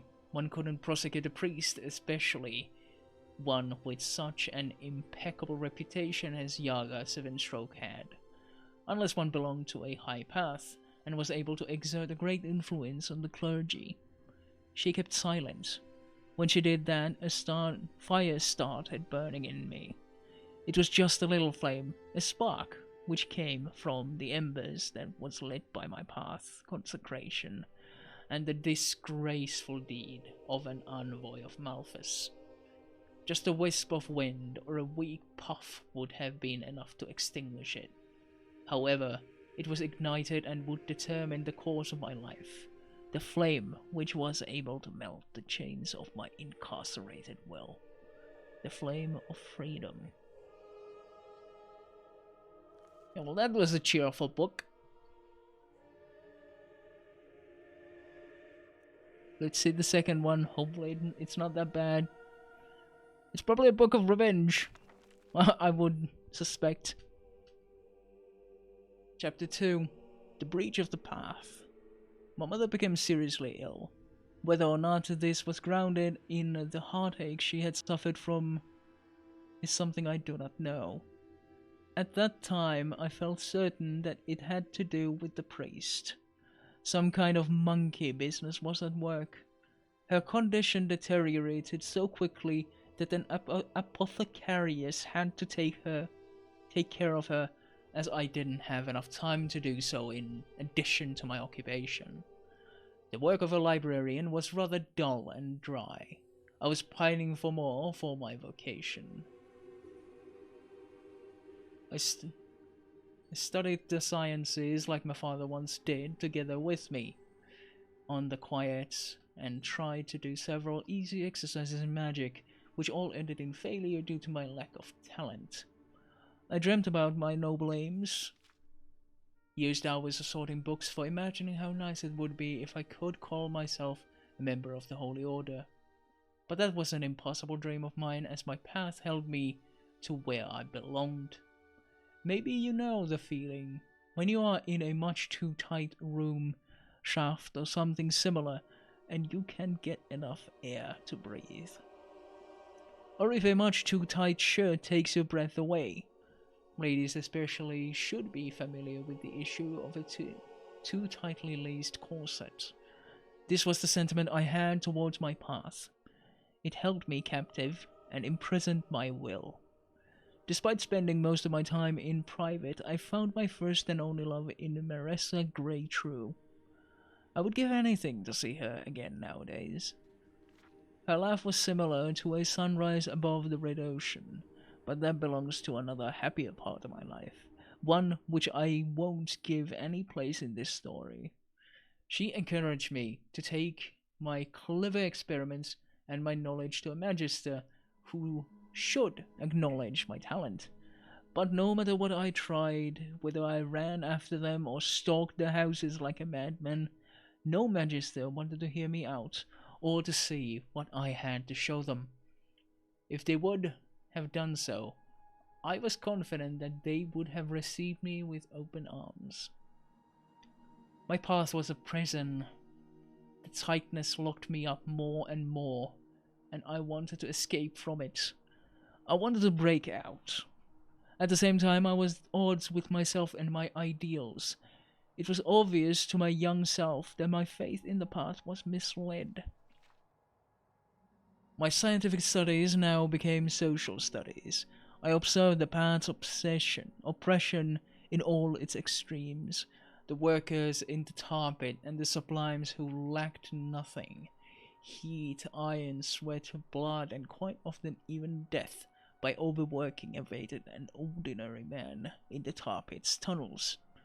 In total contrast were the aristocracy and the sublimes, who lived high off the bog. I made note of what I saw, especially how the sublimes treated the manufacturers when both paths crossed. A tremendous coincidence called my attention to a meeting of young citizens which took place in the Undercity. This kind of shady organization obviously wasn't commonly known, but every so often one could find propaganda posters which were overlooked on the building's walls, even by the attentive guards. One of those fell into my hands, and it didn't take long until a nameless informant told me of the secret gathering place. It was certainly exciting for me, with my calm temper, to be pulled into such company. Meetings in chambers located underground, with people whose names I didn't know, had never belonged to my everyday activities before. On my way, I made sure that I wasn't being followed and entered the Aggregations Avenue, an abandoned shack in the chaos of the dark Undercity. As our model served Ines Dineja, who was the leader of the Blood Moon riots. The name of our organization became the Blood Moon Lodge. I was feeling accepted in the lodge's ranks. Here I could discuss with other people topics which were shunned in public, about which no prudent Enderalian would gossip so viciously. There were even heated discussions with kindred spirits about solutions to political and religious problems. Although some of the idealists' views seemed too harsh and militant to me, I got myself involved with the Blood Moon Lodge. Their leader, Quindros Alzadar, a young and dynamic man, had spoken of a night which we would never forget prior to one of the following meetings. And it was just as he said. He distributed glimmered cap dust among the idealists, myself included. So everyone gets to partake. I had knowledge of all the Droga's destructive nature and how many poor souls it had already taken to their graves. Therefore, I hesitated. Nevertheless, I wanted to stay a member of the Blood Moon Lodge, so I overcame my rationality and crossed a line that would change my life for years to come. With a fiery speech, Quindros heralded the start of the Night of Disentanglement, which was to lead us into total freedom. He told us so in his inferno of words. Have you ever consumed glimmercap dust? What I can tell you about this droga is that it is strong enough to make you forget how it tasted or smelled after the intoxication subsides. It takes full effect quickly, and in no time at all reduces you into an uncontrollable lump of flesh, unable to distinguish between left and right. To compare it to an alcoholic stupor would be in no way adequate. Quindros, in his amplified state of mind, shooed us out of the Fallows meeting place into the Undercity. I lost my fellow campaigners in the chaos before my eyes. My world became distorted while I was stumbling down the dark roads. Human faces turned into the grisly jaws of monsters, preparing to devour me. I saw demons and lost ones surrounding me. Jugglers danced hand in hand with Myrans. The prostitutes in front of the silver cloud didn't look at me with seductive eyes, but instead wore the ugly and hollowed heads of Vatiers. When they tried to solicit me, I crawled, rushed, and struggled my way into an empty alley, where I didn't see any demonic grimaces, but instead 1,000 staring eyes on the walls. At the end of this furious night's intoxication, I woke up in a haystack with a throbbing head. In that moment in which I was staggering through the roads to the exit of the Undercity with a face as white as a sheet, just like a drunk, I had yet to understand that I had changed. The ritual was successful. I was free. I had attained absolute freedom and was successful in cutting off Malthus and his restricted paths. Now I was a pathless one. So he did drugs, and he decided, fuck gods, I'll do what I want.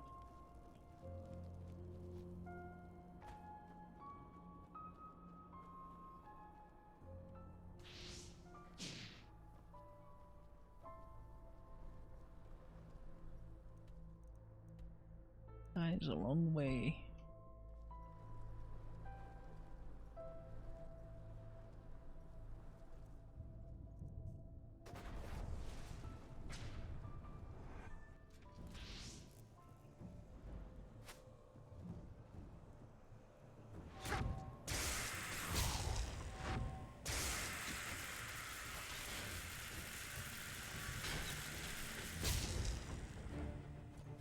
And telling him to do ranged just makes him use melee weapons only and no magic at all.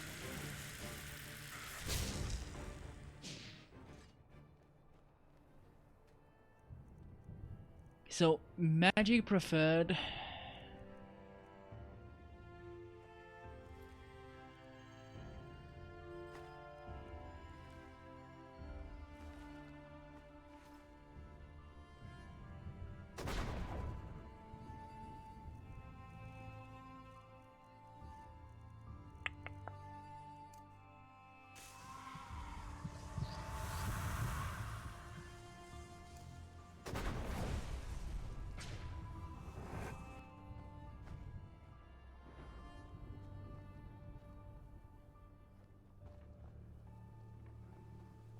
Yeah, nothing like reinforcing dark fantasy by adding extremely uncomfortable descriptions into it.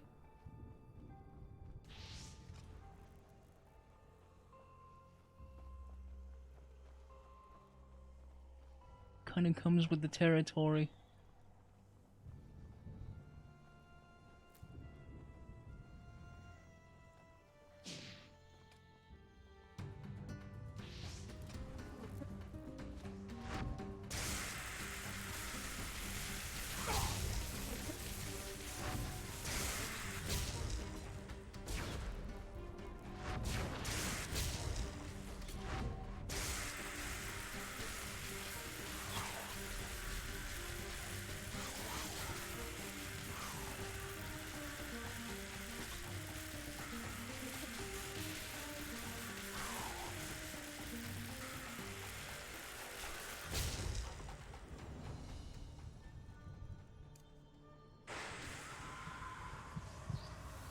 Drink some ambrosia to get rid of the fever.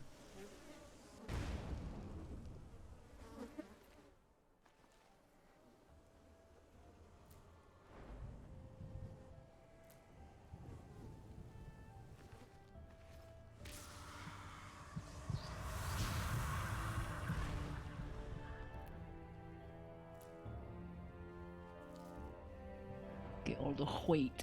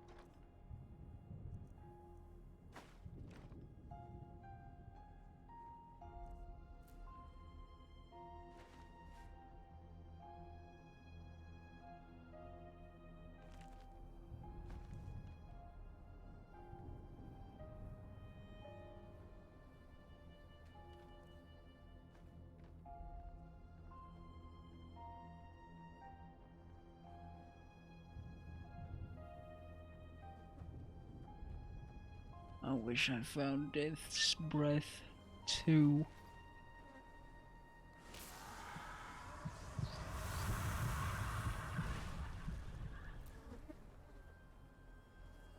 It will make things easier. I would get more deeps.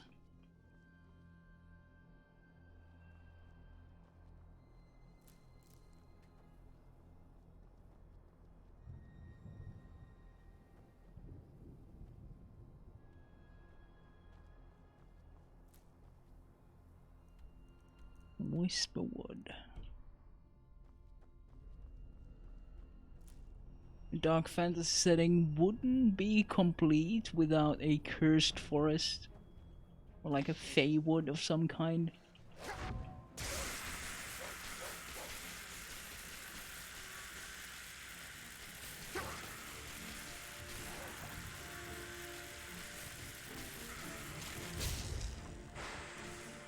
I missed.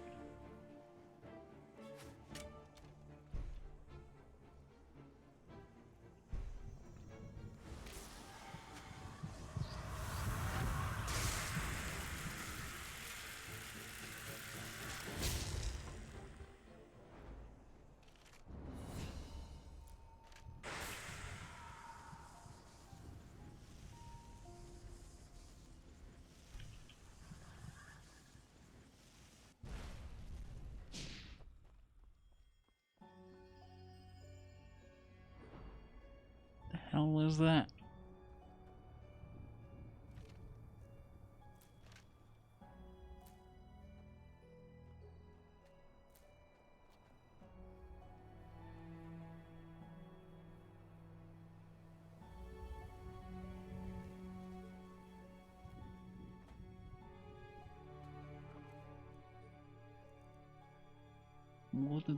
Water breathing too. Entropy adept.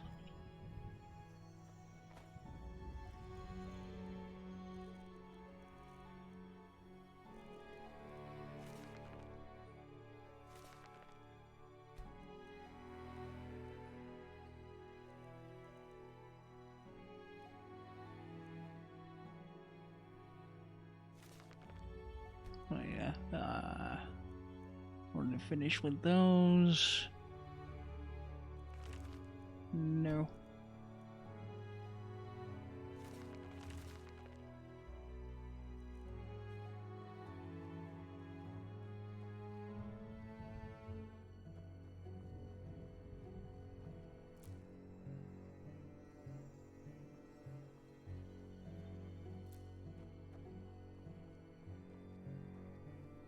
You people have siege weapons all over the place.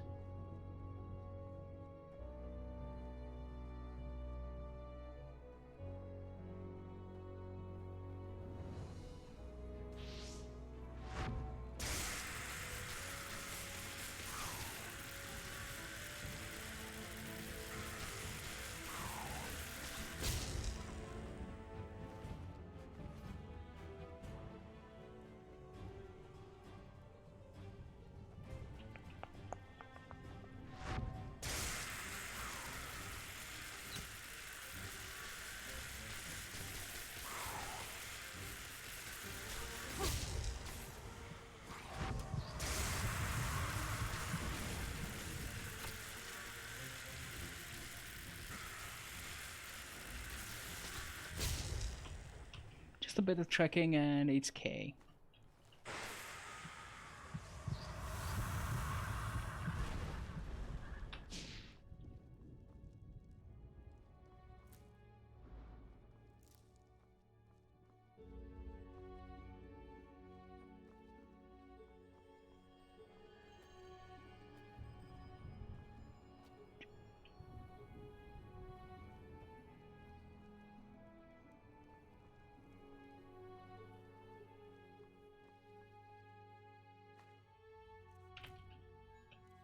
Eggs and potatoes.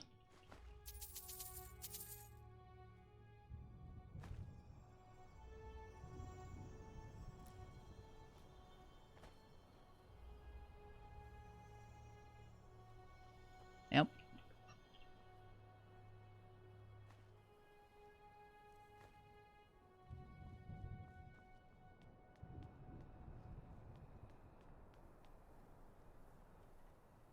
Drug users.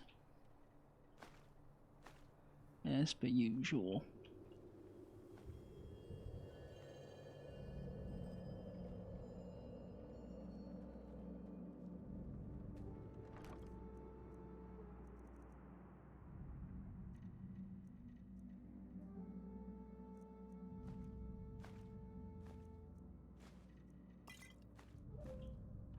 Might have to get rid of some of the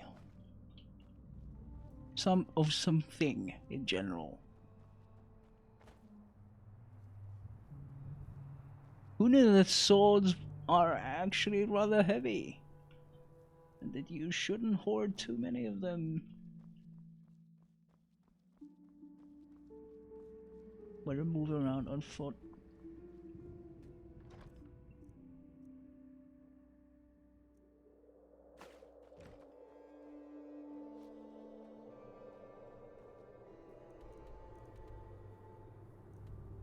Just gonna go to the left.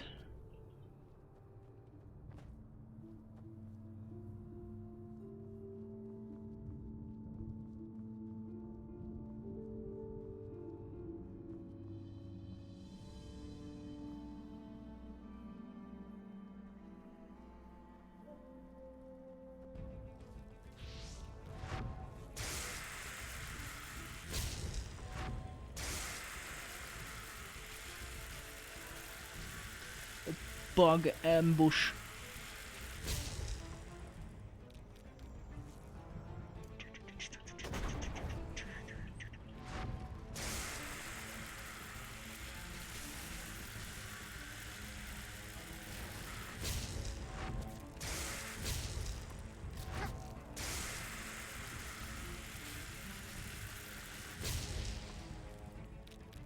It's one of these things that fucked me up. It kept fucking me up in that one place.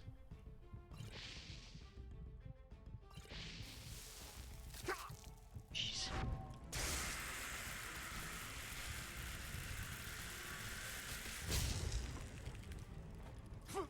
Fuck. Oh no.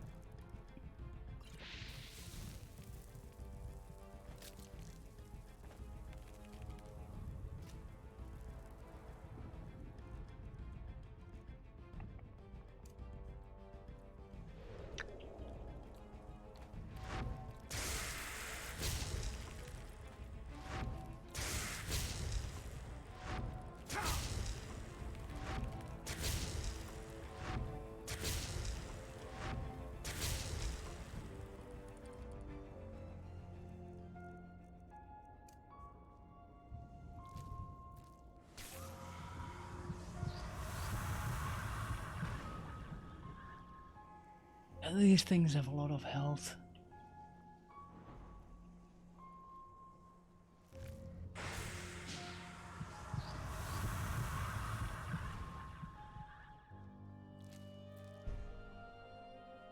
I'm falling behind on damage because I am not finding more spells like Death Breath 2. Things that I don't need to aim too much. Oh, it's because this place is magical, isn't it? That's why the arcane fever is growing worse.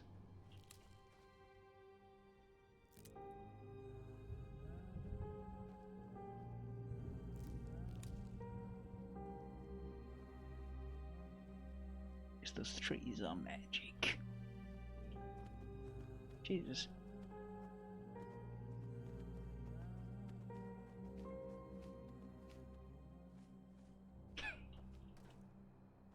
Okay. Sure.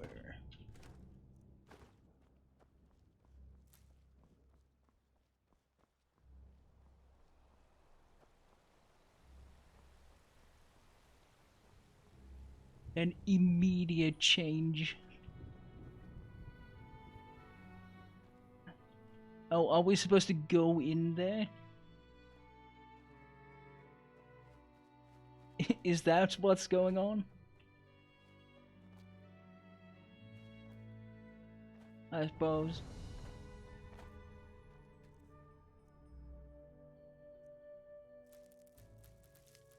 Oh, no, wrong side. Wrong way around.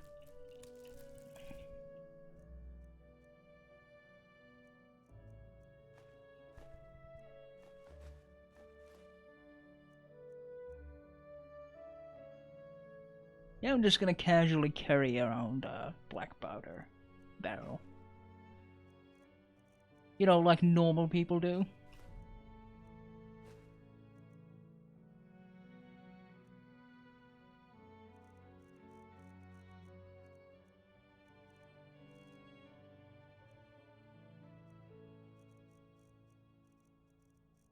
Completely normal.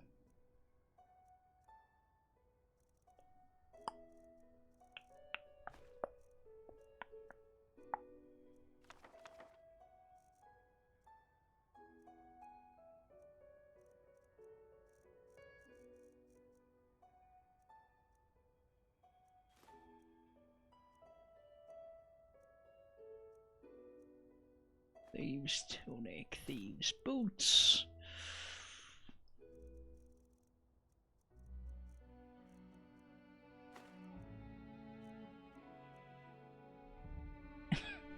Yeah, that's weighing me down. 8 rune swords.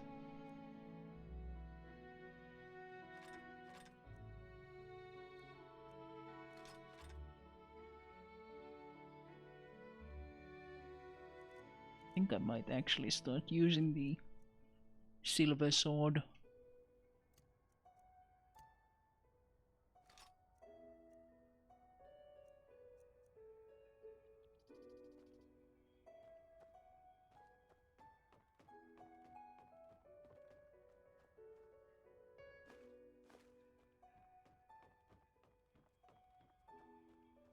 It's really annoying.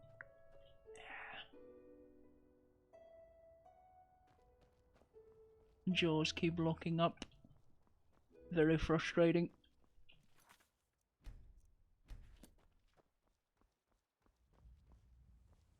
Hello. Yes.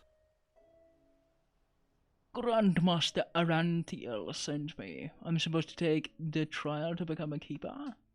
Oh, yes. You're the prodigy. I was expecting something else. I hope you're aware of what you're getting yourself into. Our novices trained for years for this trial. And as much as I respect the Grandmaster, I think this is naive. In other words, it will be dangerous. Be aware of that.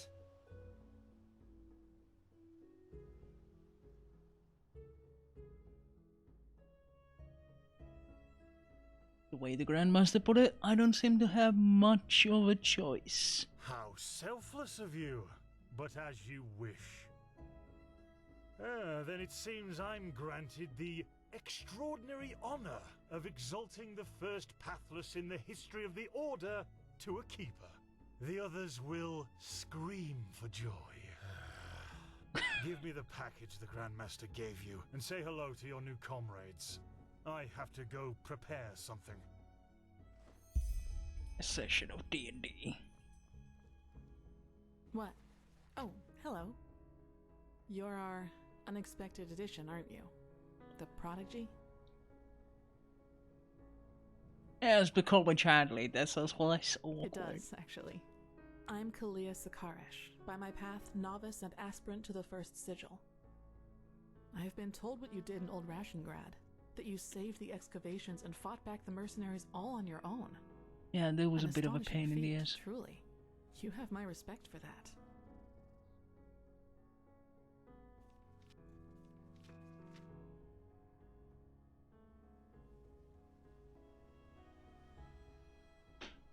Wasn't much of a decision these days. I just seem to get into trouble wherever I go. As long as you handle it as well as you did in Old Rashengrad, that's not a bad thing, is it? You know, I'm really curious as to what the mercenaries thought they were doing. Someone willing to attack the Holy Order is either extremely powerful or extremely naive. Anyway, it's been an honor to meet you in person. Let's talk later. I don't want to hear it. Beg your pardon? You're prattling. I don't want to hear it. Just shove off.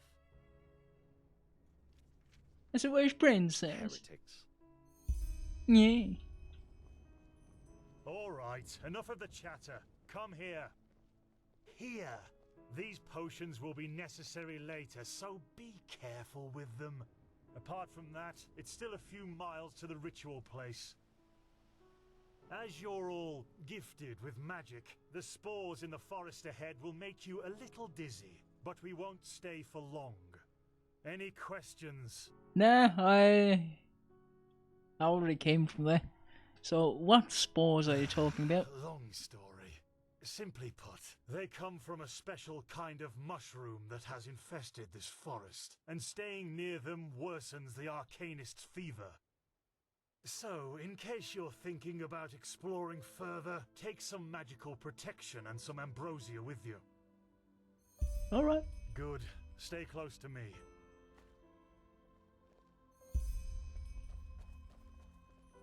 Strange potion.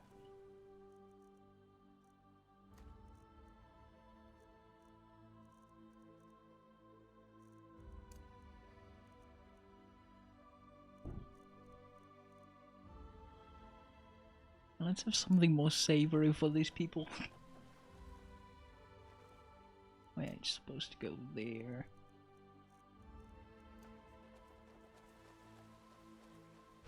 But it's too late for that now.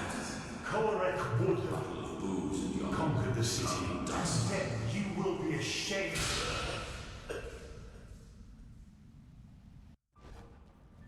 Alright.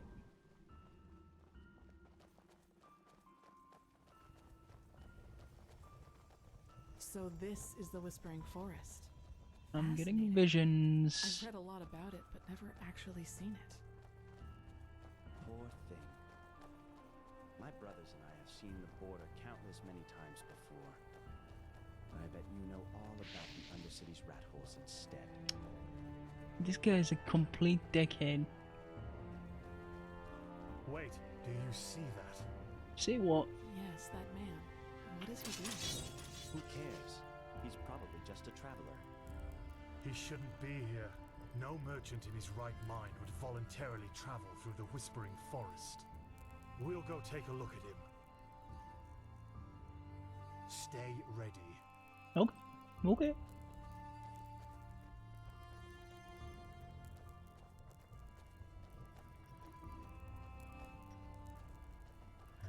I see it. She's with me now. Forever. What are you mining? What? You there? Who are you? And what are you doing here? This is in Valheim, you silly bitch. Forever. What are You're not gonna get any iron or anything from that. His eyes. Master, this is the red madness. Shit, of course. You will put away that pickaxe right now, my sir, and then get on your knees. She wanted to leave. Don't you understand? She wanted to leave me. Just like that. This is But now, she will stay. By the righteous path! Have you lost your mind? I could ask you the same thing, damn it! Did you forget what Magister Yarrow did to the novices? This man could have attacked us at any moment. Oh, really? Malthus, protect us from your cunning. But did the thought ever cross your mind that one needs to understand a disease in order to heal Yeah, it? dickhead. And that some apothecary might have given their left hand for a living patient? You're not being fair, Master. I was only protecting us. Like heck you did. You behaved like an idiot. And not for the first time. The other masters Dickhead. might ignore that fact due to your religious commitment and your bloodline. I get that. But if something like this ever happens again, you will be suspended from the rites and will spend the rest of your life polishing prayer banks in the sanctum. Do I make myself clear? He really was trying to protect us, Master. Maybe... No back talk. Make myself clear. You do, Master. And I beg your forgiveness for my offense. Granted. Now let's push on. We will take care of the body after the ritual.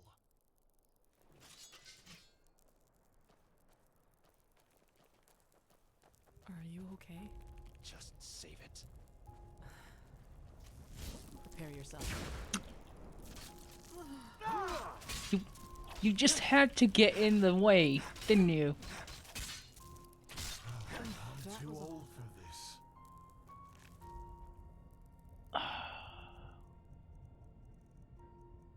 Seriously, fucking why?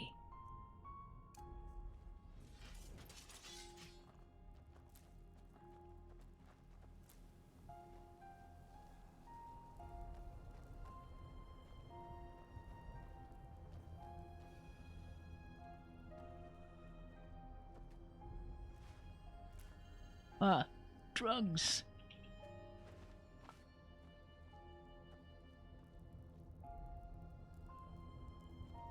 What's up?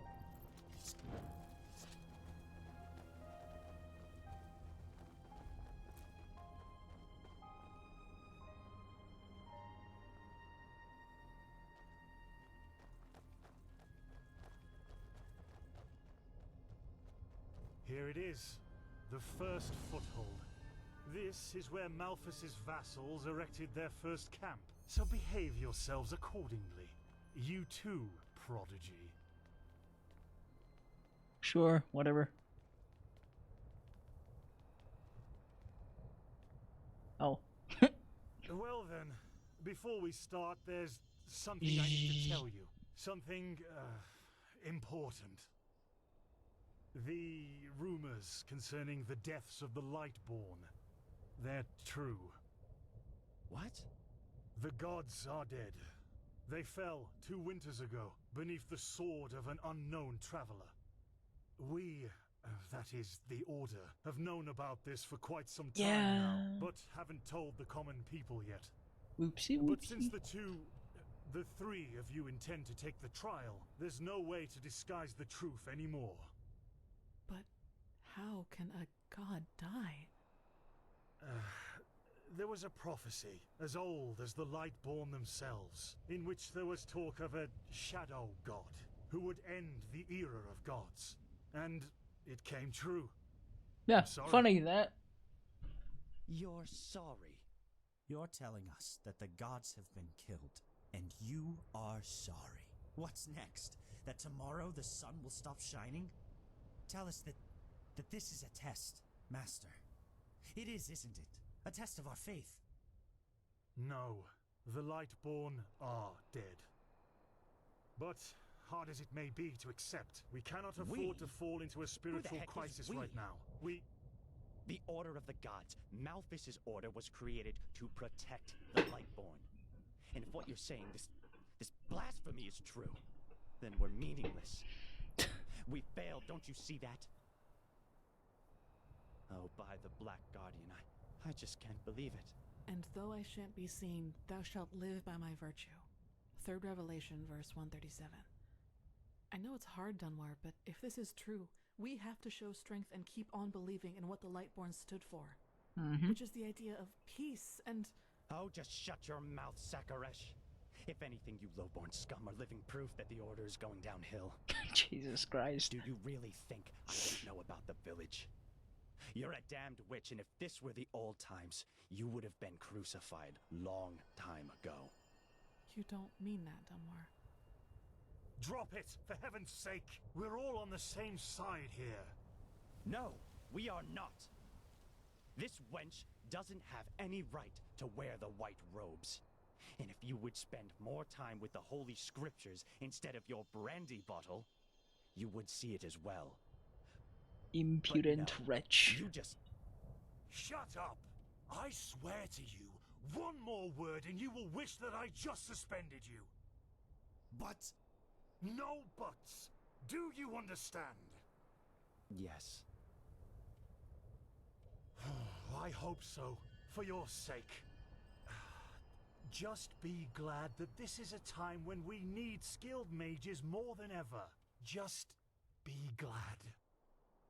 Now enough of this. Our demeanor defiles this sacred place. There will be enough time for depression and personal crisis after the trial. Let's recite the holy words. Thou art my light, my glimmer at the horizon. Thy name is my sacrament, and thy path I will honor. In life as in death.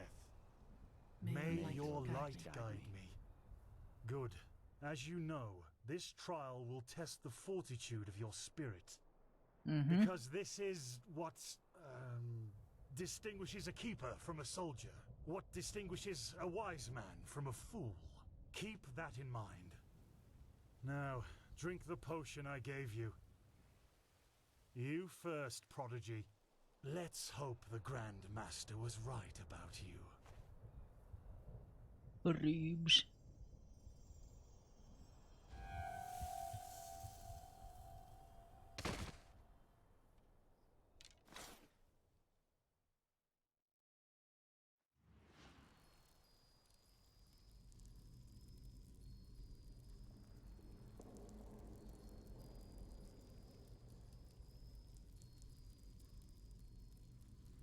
Oh no. No. No, no.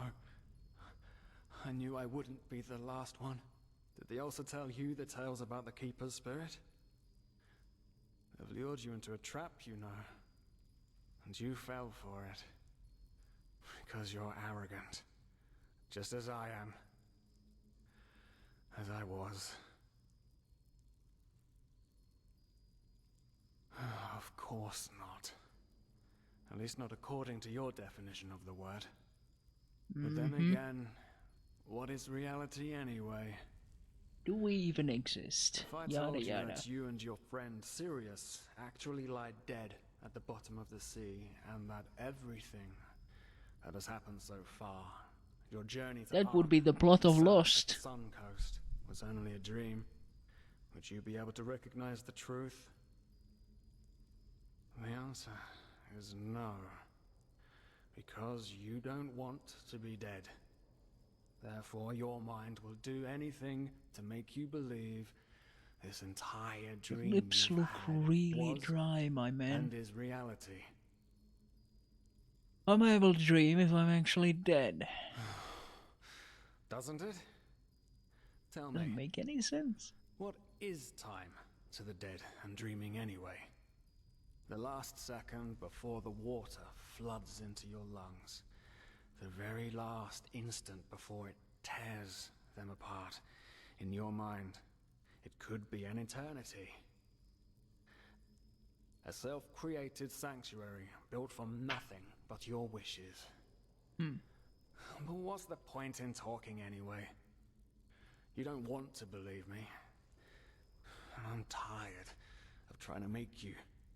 Now leave me alone before we make the suppressor even angrier. He doesn't like words. He likes the silence. What the hell are you talking What? about? They haven't told you about him? Oh, that's so typical.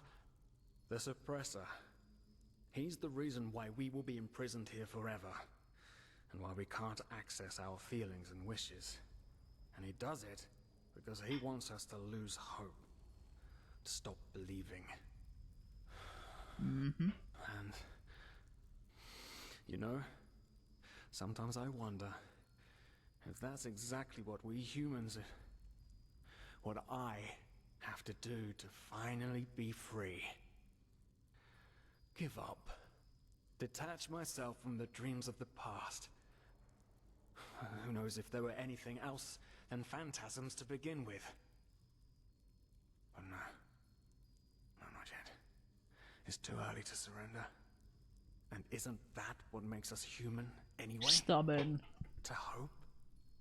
And to just keep on waiting for that one miracle that will end the pain once and for all? Yeah, I'll wait. And you will wait with me forever. Uh-huh.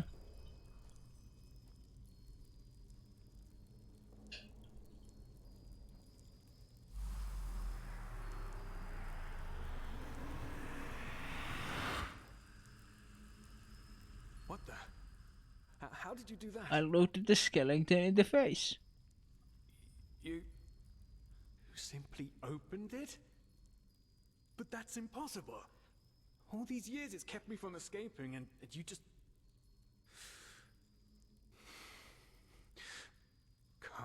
Come on. We have to look. We have to look and see what's outside. We won't get far, but still we have to see. Come, lead the way. Sure, whatever.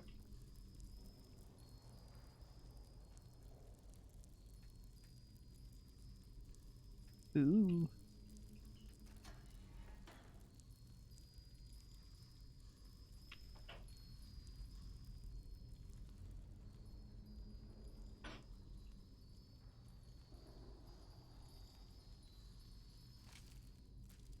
By the gods!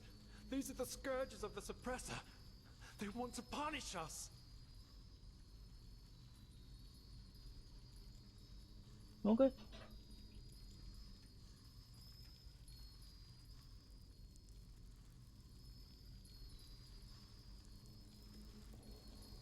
Oop. Hey!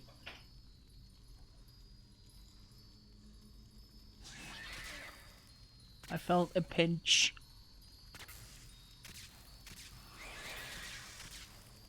Can I just punch you back? Oh. I have a dagger.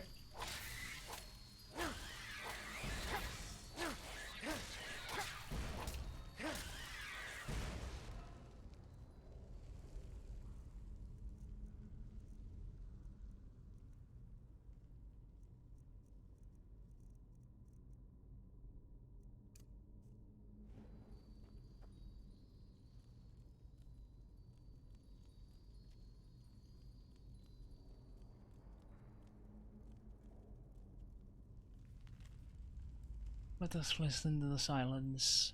What really drives you? Who are you?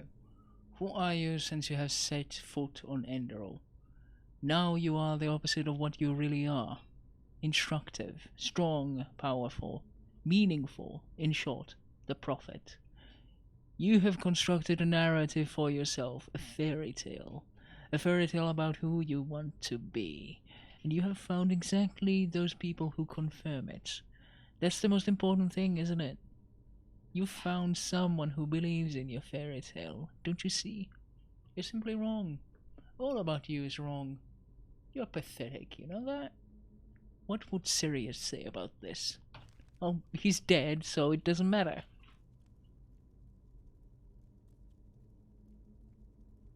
I saw him get stabbed right before me, so, you know.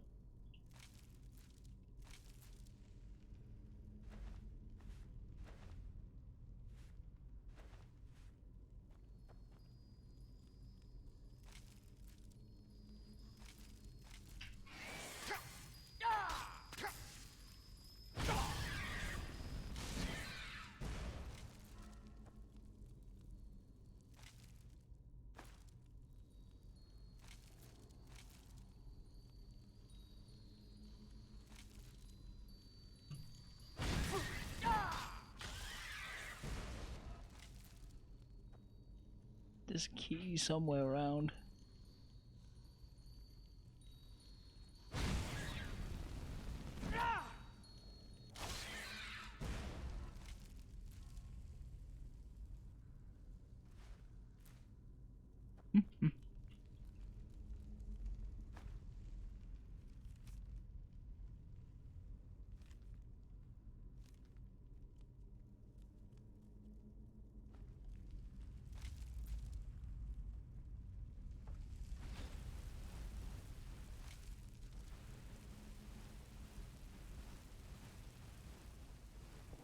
Cool.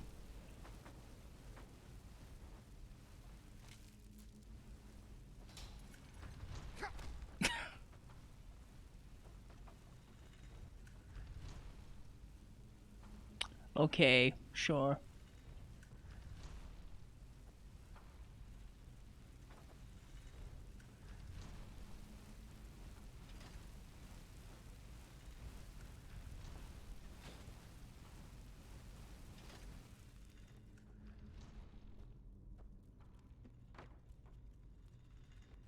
Mind giving me some space?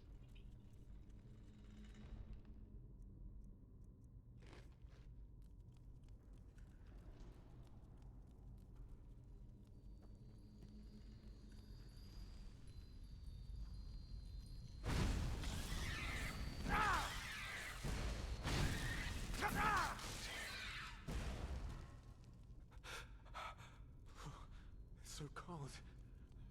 Maybe it wasn't such a good idea to go out. Oh, boo-hoo. I mean, yeah. Yes, the cell is small, but at least it's safe.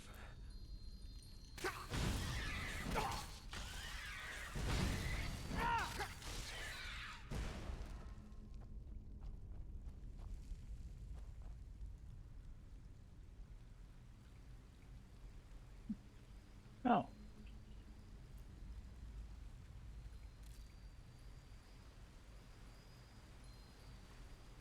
Panic.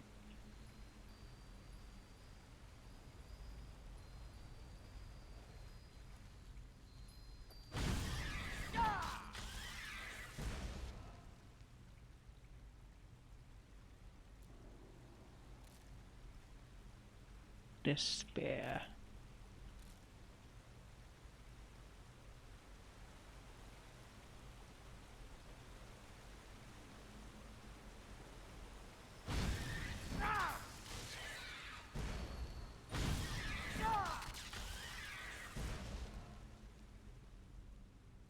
There's a bigger skull,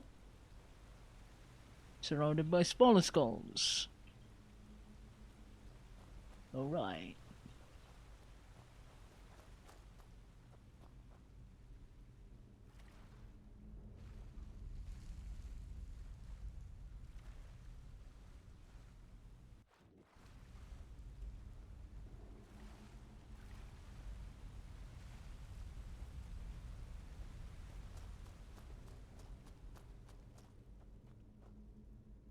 Trap hallway. Haven't we been here before? No, we definitely haven't been here. It's a damn maze. Oh, really? We should never have left. This will be Oh, our doom. boo-hoo.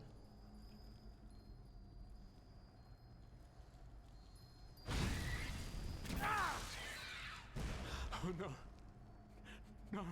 No. Do you see it? All the cells, they're all empty. And there's blood. Oh no. There were people in there just like us. They didn't know their place either, and now they're dead. They've simply dissolved. They dared to disobey the suppressor. By the gods. Daddy. This is what will happen to us too. Oh yeah. I knew it was a mistake to leave in the first place. I just... Would you fuck off?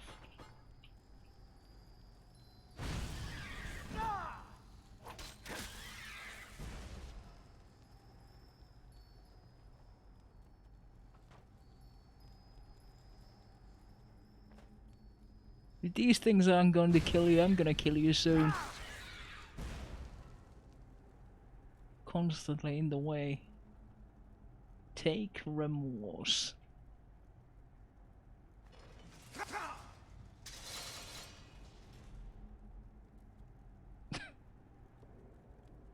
I guess you got stabbed.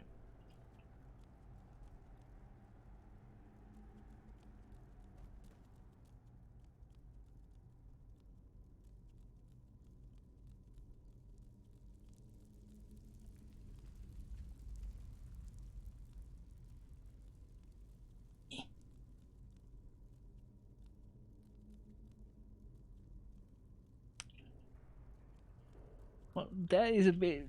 That is cheating.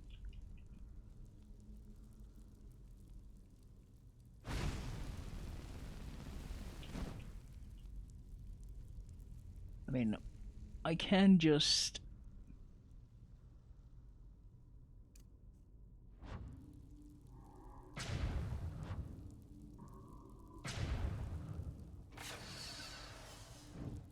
Huh.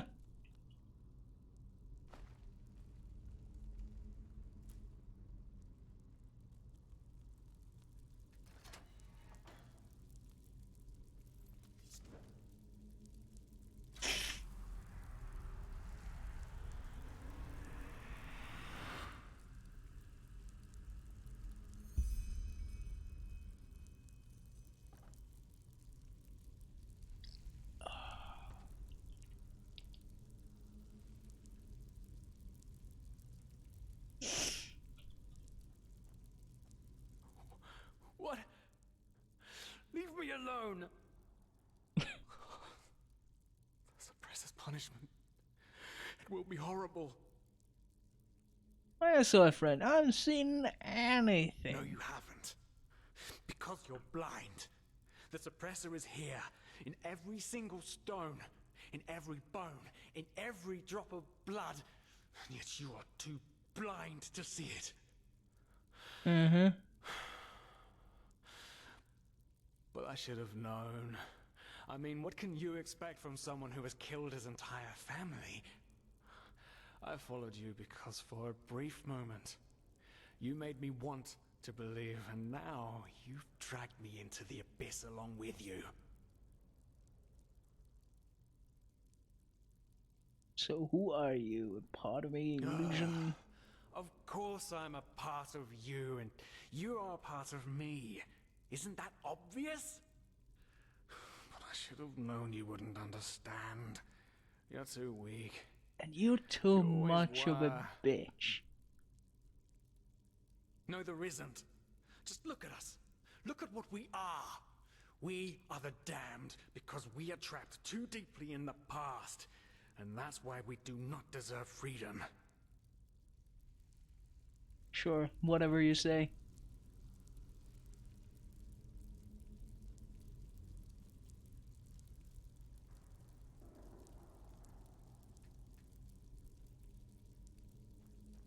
Anyway, be right back.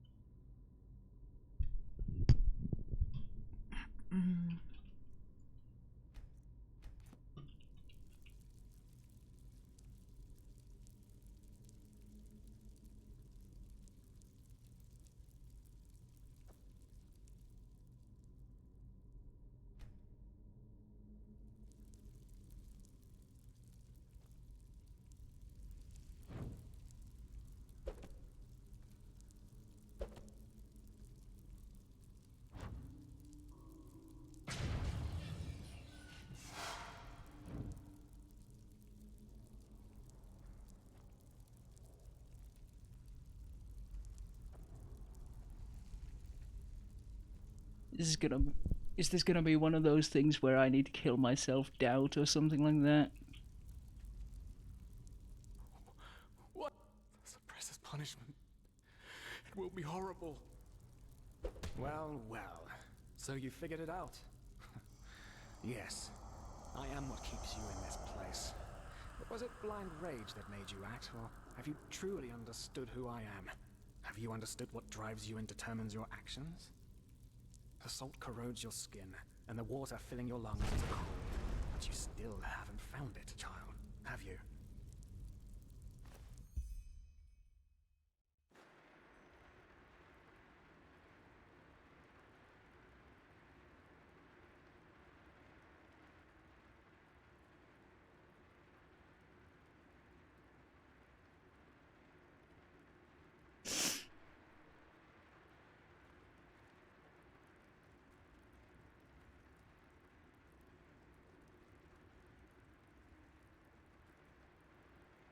Well, that isn't creepy at all. Oh, hey. Good to see you awake. How are you feeling? Where are the others? Good question. The room was empty when I came here. Actually, that's quite weird now that you mention it. The entire temple seemed kind of deserted.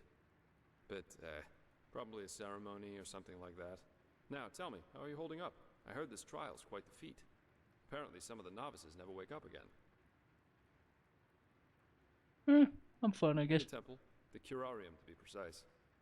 You were brought here when you were traveling with that Ixon guy. I think the others are already awake, but I didn't want to leave you here, so I thought I'd just stay. I mean, hey, you are a keeper of the first sigil now, aren't you? I believe congratulations are in order. I'm not letting it get to my Well, head. you shouldn't. Do you know why? Because you're pathetic. Mm-hmm. Simply pathetic. Excuse me. I said you are pathetic. At first we believed it would be more exciting this time. But now that we've seen the new prophet, our hopes are gone. The Reapers. You're a joke. A nobody who let his only friend kick the bucket. As if you'd ever accept that. You humans are always so damn persistent, aren't you? Why? Why can't you just let go? Because in the end, you are powerless, just as all those before you. And you, prophet, you are the biggest joke of all. Mm-hmm. You are nothing but an urchin. A weakling. Cool. And a murderer. I mean, I know that I'm a murderer, but... All of you. The cleansing will happen, and there's nothing you can do to stop it. We'll see about that. Why are you doing it? What have you done to us? You are so naive. Yeah. The world is an interplay of cause and effect, and the only logical consequence of your existence is annihilation. That's the way it was, and that's the way it's going to be. Fair enough. But enough of the banter, urchin. We wanted to meet you, and so we did. Even though the result is rather sobering. Now wake up. Keep on stumbling through the mist.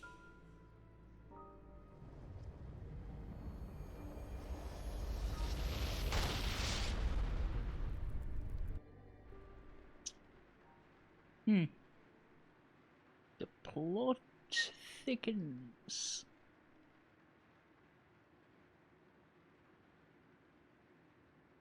Thick plot.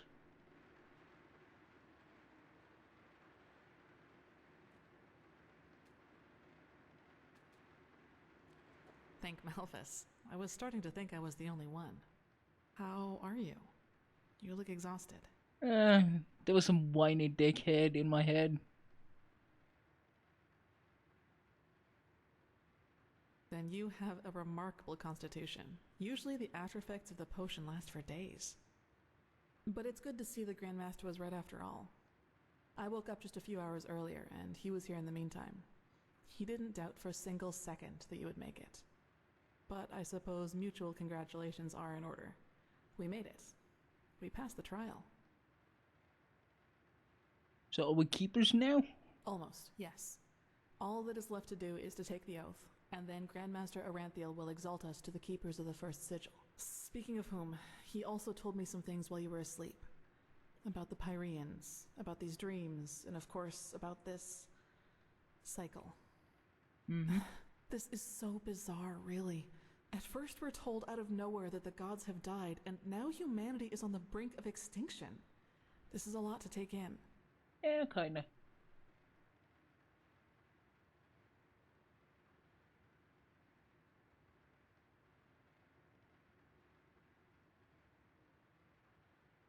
Yeah, what do you make of this whole thing? The cycle, the cleansing? Hard to say.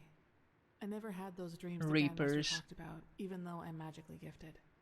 But then again, I always had the feeling that the Red Madness was more than an ordinary disease. Well, I suppose Just all another of this sign of explains the a lot. apocalypse. At least now I can understand why the Grandmaster was willing to break all the traditions of the Order just to get you exalted to be a keeper. According to him, most of our battle against the cycle will stand or fall with you. I wish I could say that with the same conviction as him. To be honest, I don't really think I've understood all of what's happened to me yet. Yes, I believe that. It's a great responsibility you've been given. And as impressive as your skills are, I would not want to change places with you. So what next? Well, as I said, we both have to take the Holy Oath. You should talk to the Grandmaster as soon Holy as you're ready. Oath. He's waiting for you in the Emporium. So what about Dunwar? Right. Dunwar. The apothecary examined him about an hour ago, and it doesn't look good. It's likely that he'll never wake up again. Thank fuck.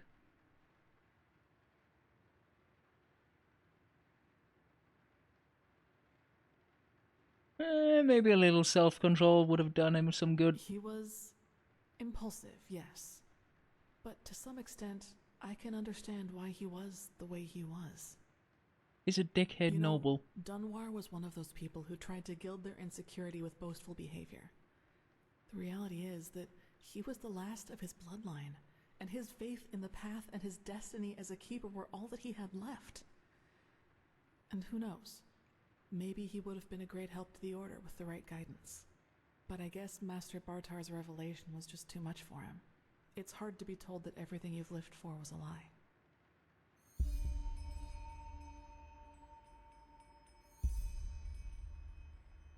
You don't seem to be too shaken up over all this, Detective Lightborn. Well, maybe I just don't show it as much. But yes, in a way, you're probably right. I suppose that's mainly due to the fact that to me, as opposed to Dunwar, the Order always stood for an idea. And an idea doesn't die with the one who first thought of it. Funny that the Grandmaster said nearly the same thing during the exaltation. Eh? Dunwar would have considered it blasphemy.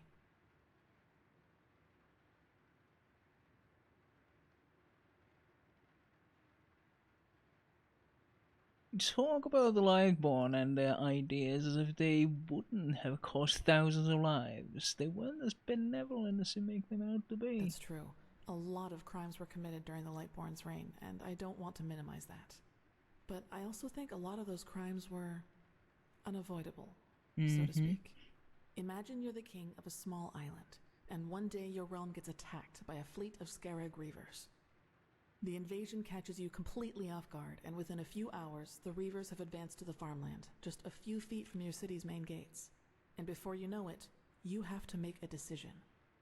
Will you use the time that remains to entrench your army within the city's walls to have a better chance of surviving a siege? Or do you send them into the field to fight the Reavers there, knowing that there's only a slight that would be chance to dumb. save the farmers, but a big risk that you will lose both the city and the farmers?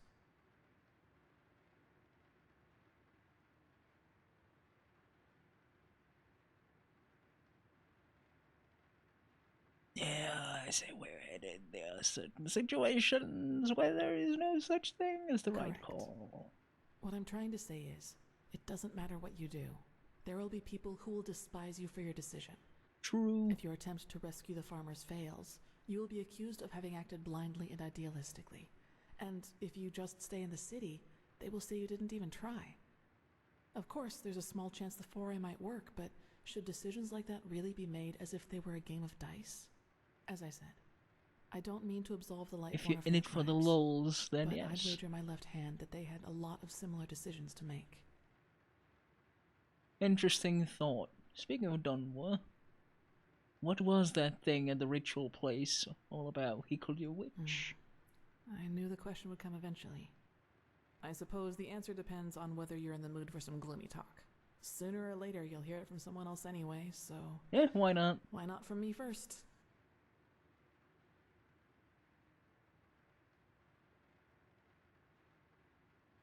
I wouldn't have asked if I wasn't interested. As you wish.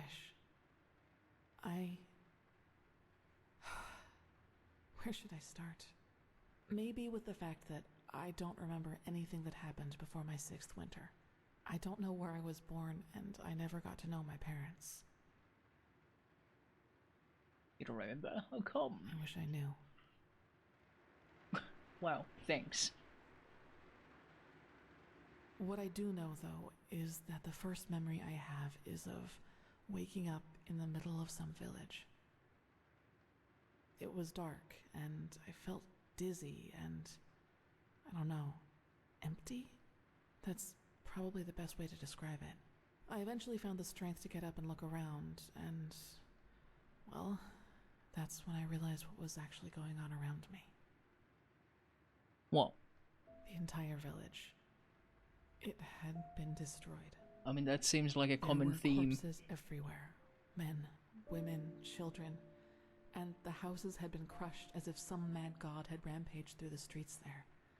And it had all just happened hours before because the destruction was still fresh. Whatever it was, I didn't have much time to think about it. As soon as I got up, I saw 3 riders coming through the smoke. One of them got off his horse, ran towards one of the corpses, and started screaming something in my direction. Then I felt a blow on the back of my head, and I lost consciousness. By the name of the sun, it's strange to talk about it like this. It's been so long, but the memory feels as if it had happened yesterday. So why did those men attack? Well, it turned out the riders were hunters who had come from that village. They must have observed the whatever it was from the distance and ridden back to the village. At least I think that's how it went. I guess I'll never find out.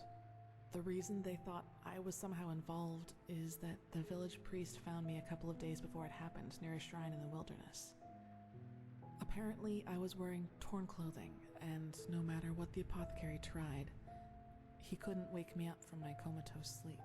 And it seems that made the writers think I was some kind of witch child, or unholy beast, whichever you prefer. They really thought a 6-year-old destroyed an entire village. For you, maybe. For them, as simple people, it was probably the best explanation they had. Yes, simpletons. And think about it, it's not that far off. A motherless child who neither talks nor breathes steadily is found abandoned on the roadside and has a strange mark on her face.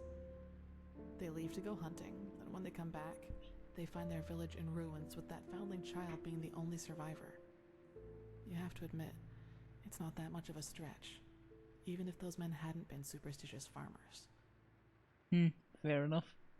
I say, and these men wanted to do what exactly? Take revenge? Probably. Truth be told, I try not to think about it too much. And actually, it doesn't matter, because I somehow managed to get away before they could do anything. I even made it to Ark all by myself, which didn't turn out to be much of an improvement in the end, because I was pathless. They brought you into the Undercity, right? Yes. Thinking about it now, I actually wonder how I made it through my time down there. But maybe that's one of the advantages of being a child. You don't think. You just act. Still, the winters down there were cruel, and if Master Tyrus hadn't found and taken care of me, I probably wouldn't have made it through my 2nd year. Master Tyrus, a keeper, adopted you? Yes, otherwise I would not be here. Fair enough. He saw me, and he knew what he had to do, is how he put it. Of course, the Order wasn't too happy about a pathless child in the Scuola, just as some aren't happy about you being here. But Tyrus was a highly regarded man, and that's why they let it slide.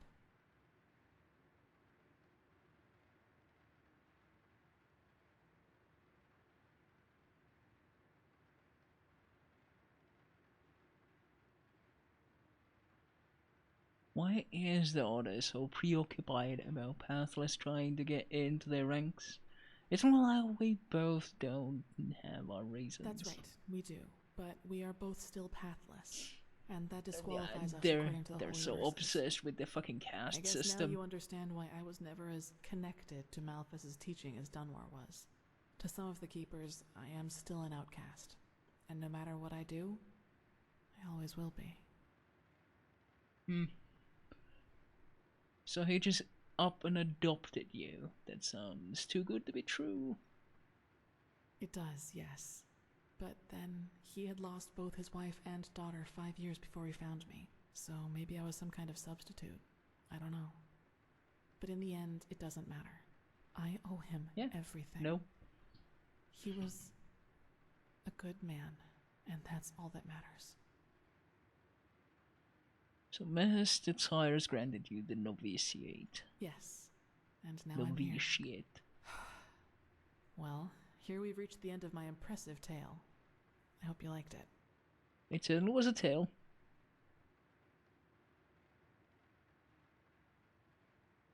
You're definitely not the fisherman's daughter from the village, I'll give you that. No, I guess I'm not. So what happened to Master Tyrus? Gone. He was very old, and I there was figured nothing anyone could do about it. the way you talked about it? I'd prefer not to talk about it, if you don't mind. Okay.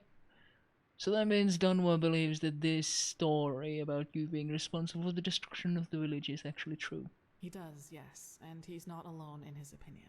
One of those hunters recognized me in the market my first year as a novice, and you can imagine that it was easy pickings for those who were already against my presence in the Order. From then on, they added names to the derogatory stares.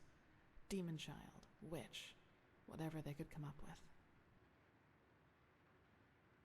Well, you're talented, intelligent, and pretty. Any reasons for other novices to envy you? I saw your skills, and you're the only one who made it through the trial.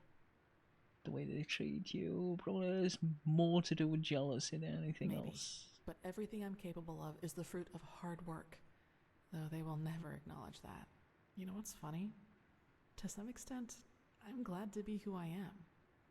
That way, people just leave me alone, and that gives me more time to focus on what's important, on my goals. That's good. Which would be? Several. But I'd say that's enough of the gloomy stories, don't you think? There will be plenty of time for chatter in the future. Maybe. Sure. So, Dunwar was the last of his bloodline? Yes. All of the Dalmordans fell victim to the great flesh maggot plague of 8215. Flesh maggot! Actually, it was almost sad to see him running around and boasting about his nobility, though everyone knew that without the help of the Order, he would have probably ended up living in a shack in the Undercity. If you can call that living.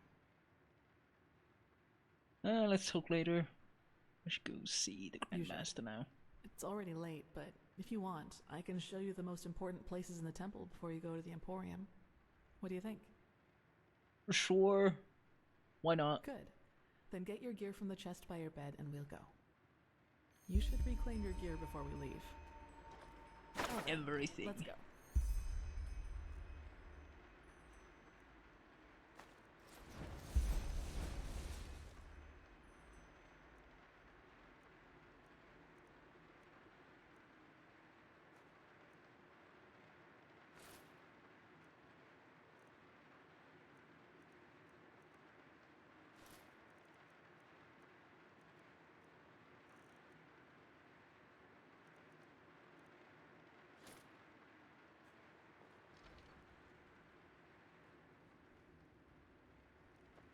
Poke.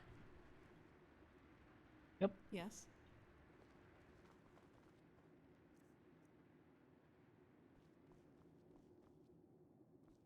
You can keep going.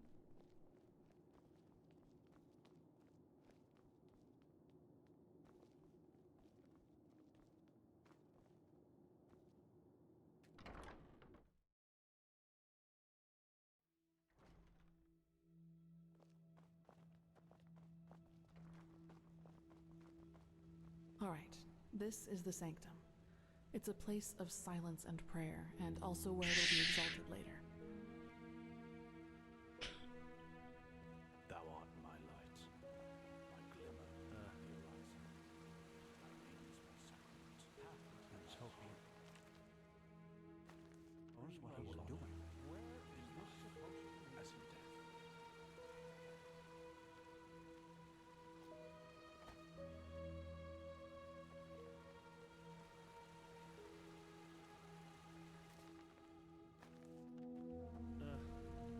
Ugh.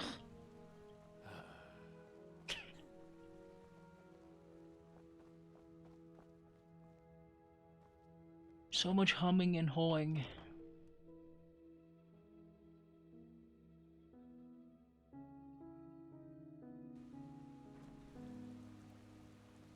Walk blessed.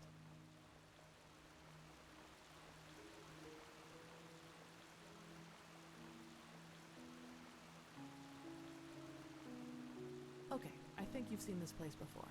We call this part of the temple the Chronicum, and in here is gathered the knowledge of the Order, written down in books and parchments. Mm-hmm.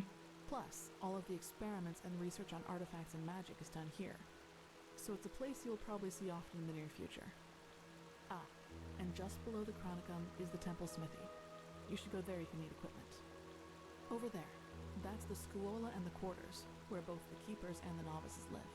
There's also a training room where everything from swordplay to marksmanship can be trained and taught. You will find some skilled teachers there. Well, I think that's about it. You've already been to the Emporium, and I assume to the Eye of the Gods as well. I suggest you speak to the Grandmaster as soon as you're ready to take the oath. Fair enough. What will you do? Prepare myself, probably. Now walk blessed. I will see you soon. Okay. Sure.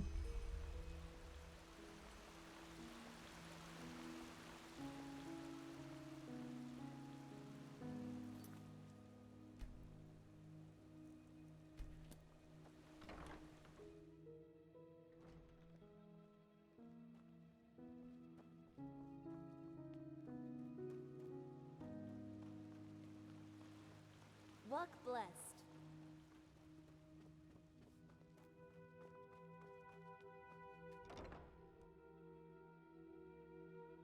And you actually believe this could work? It sounds absurd. I don't believe I know. The mercenary, he might not be the shining knight of Castle Starsound, but he's better than most of your men. I want him, and you will need to convince your true Chesser of it. Is that so? Very well, I will convince her. You will hear from me. I hope so.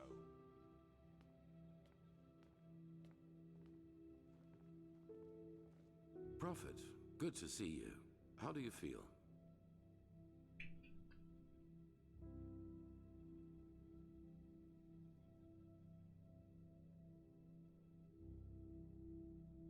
Bit beaten up. Apart from that, fine. Thanks for asking. I never doubted you would pass the test. In any case, all that is left to do now is to recite the oath.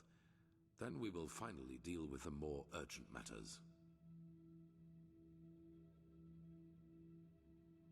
What do we have to swear on? The dead gods? My loyalty towards the Order? None of it. You'll see. Okay, fine. The ceremony needs a little preparation. 1 day at least. Come back then. Even if it hurts to lose more time, the cleansing approaches. I can feel it. Just this night I had another of the dreams. What did you see? People I knew, including you. But these people weren't themselves. There was something else, and it spoke through them. They mocked us and said our struggle against the cycle was pointless. That sounds awfully familiar. Peculiar. I believe that these beings are connected to the cycle. They must be the ones who cause it. That's interesting. I had the same dream. You did? That is interesting. I mean, I'm supposed to be the prophet, To our ain't I? roles as emissaries. Maybe there is a connection between us. Any idea who or what these beings are? None. Maybe they are demons or magical entities of some kind, but they are different from everything I know. In any case, if they are indeed responsible for the cycle, they are our enemies. That's what matters for now. Come back tomorrow for the ceremony. Oh, shit.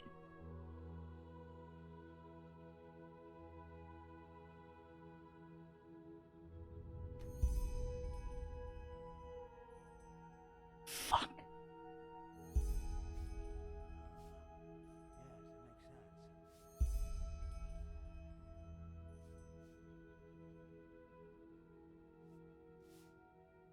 imprisoned for a very long time, weren't you? 30 years? Why do you ask?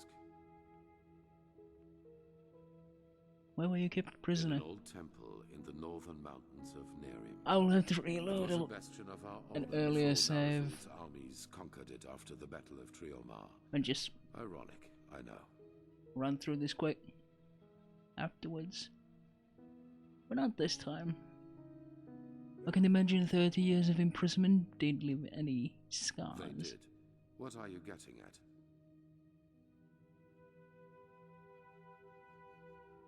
You want me to trust in your leadership. It's only fair that I learn more about you as a person. A fair point.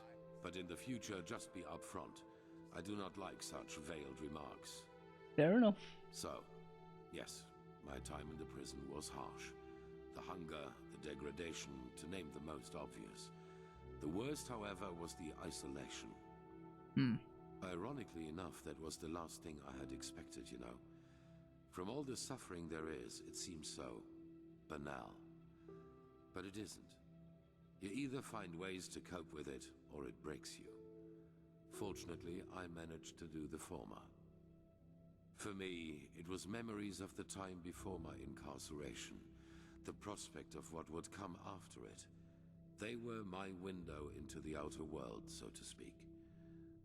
They reminded me that I was more than this deprived creature I had become in those dungeons. Figures. How do you feel to be free? Strange. Everything seemed too bright, too unreal. I especially felt that in the cloister with Naruzul's mages. I had difficulty talking to other people, and whenever I did, it felt as if the others were like wax figures. Like some cruel joke put in front of my eyes in order to mock me. What's it like now? Better. Our mission, my responsibility here as a leader, it has helped me to find my way back into the real world. Actually, I'm surprised you went straight back to the Order after all that happened. Lots of responsibility to take on after such trauma. What would have been the alternative? A life as a fisherman? If the things I had to live through taught me one thing, then it was how important it is for me to be right here, right now, doing what I do. In fact, this is precisely what is missing in the world. People who do not let the whims of fate break their resolve. Now, enough of this. We have business to attend to. Sure. The cycle? Could you tell more about this emissaries? What defines us? Depends on whom you ask. In some writings of the Pyreans, we are referred to as chosen ones. But this is wrong. A better word would be chess figures with their own will. Whatever force causes the cycle also gave us powers and a task. But fulfilling that task is our own responsibility. And you have no idea why we were chosen. What exactly are these tasks? That is something else we only know in broad strokes. It is my task to lead mankind in its battle against the cleansing, to rally our strengths, so to speak. Yours is to read the echo and help us gain the knowledge we need for victory. How exactly you're going to do that is something we still have to find out. But from us, are there other emissaries? I do not know, but there are hints. We will see. The cycle, do you have any idea how long it has been going on? Good question. In their writing, the Pyreans say it has existed for aeons. Since this world exists, since the sea of eventualities exists, so too then does the cycle. It seems to be a part of existence, so to speak. What? And no one ever succeeded in breaking the pattern? That's discouraging. The Pyreans didn't, and neither did the dozen civilizations that came before them. That is what we know. But as for what happened before that, our knowledge about the past is limited. All that matters for now is that the cycle threatens us, and that we have to stop it. That depends. A better word would be chess figures with their own will. Whatever force causes the cycle also gave us powers. Yes, yes. But yeah, I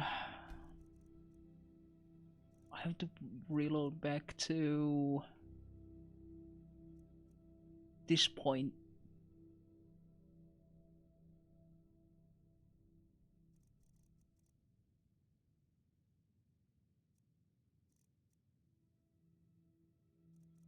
At a later date to just go do Jaspar's side quest, companion quest, before doing speedrunning that and just running through the dialogue choices. But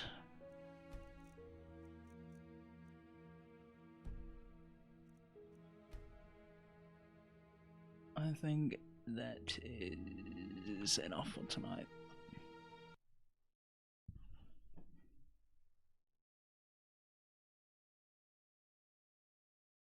A bit of struggle. Nothing quite like a bit of struggling to start the stream. And apparently Steam is dead. No? Just something really weird going on with community content things. Cannot read property index off of undefined. Anyway. That's it for this one.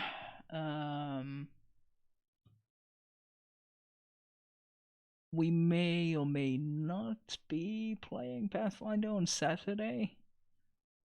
It really depends on the energy levels and all that. I might just ask everyone to hold on to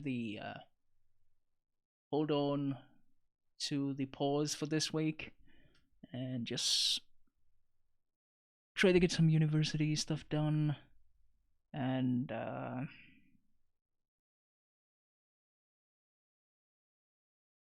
just kind of rest for the week. Do regular ass streams. Yeah, tomorrow more of the wizard game, I'd say. Yeah, that is it for tonight.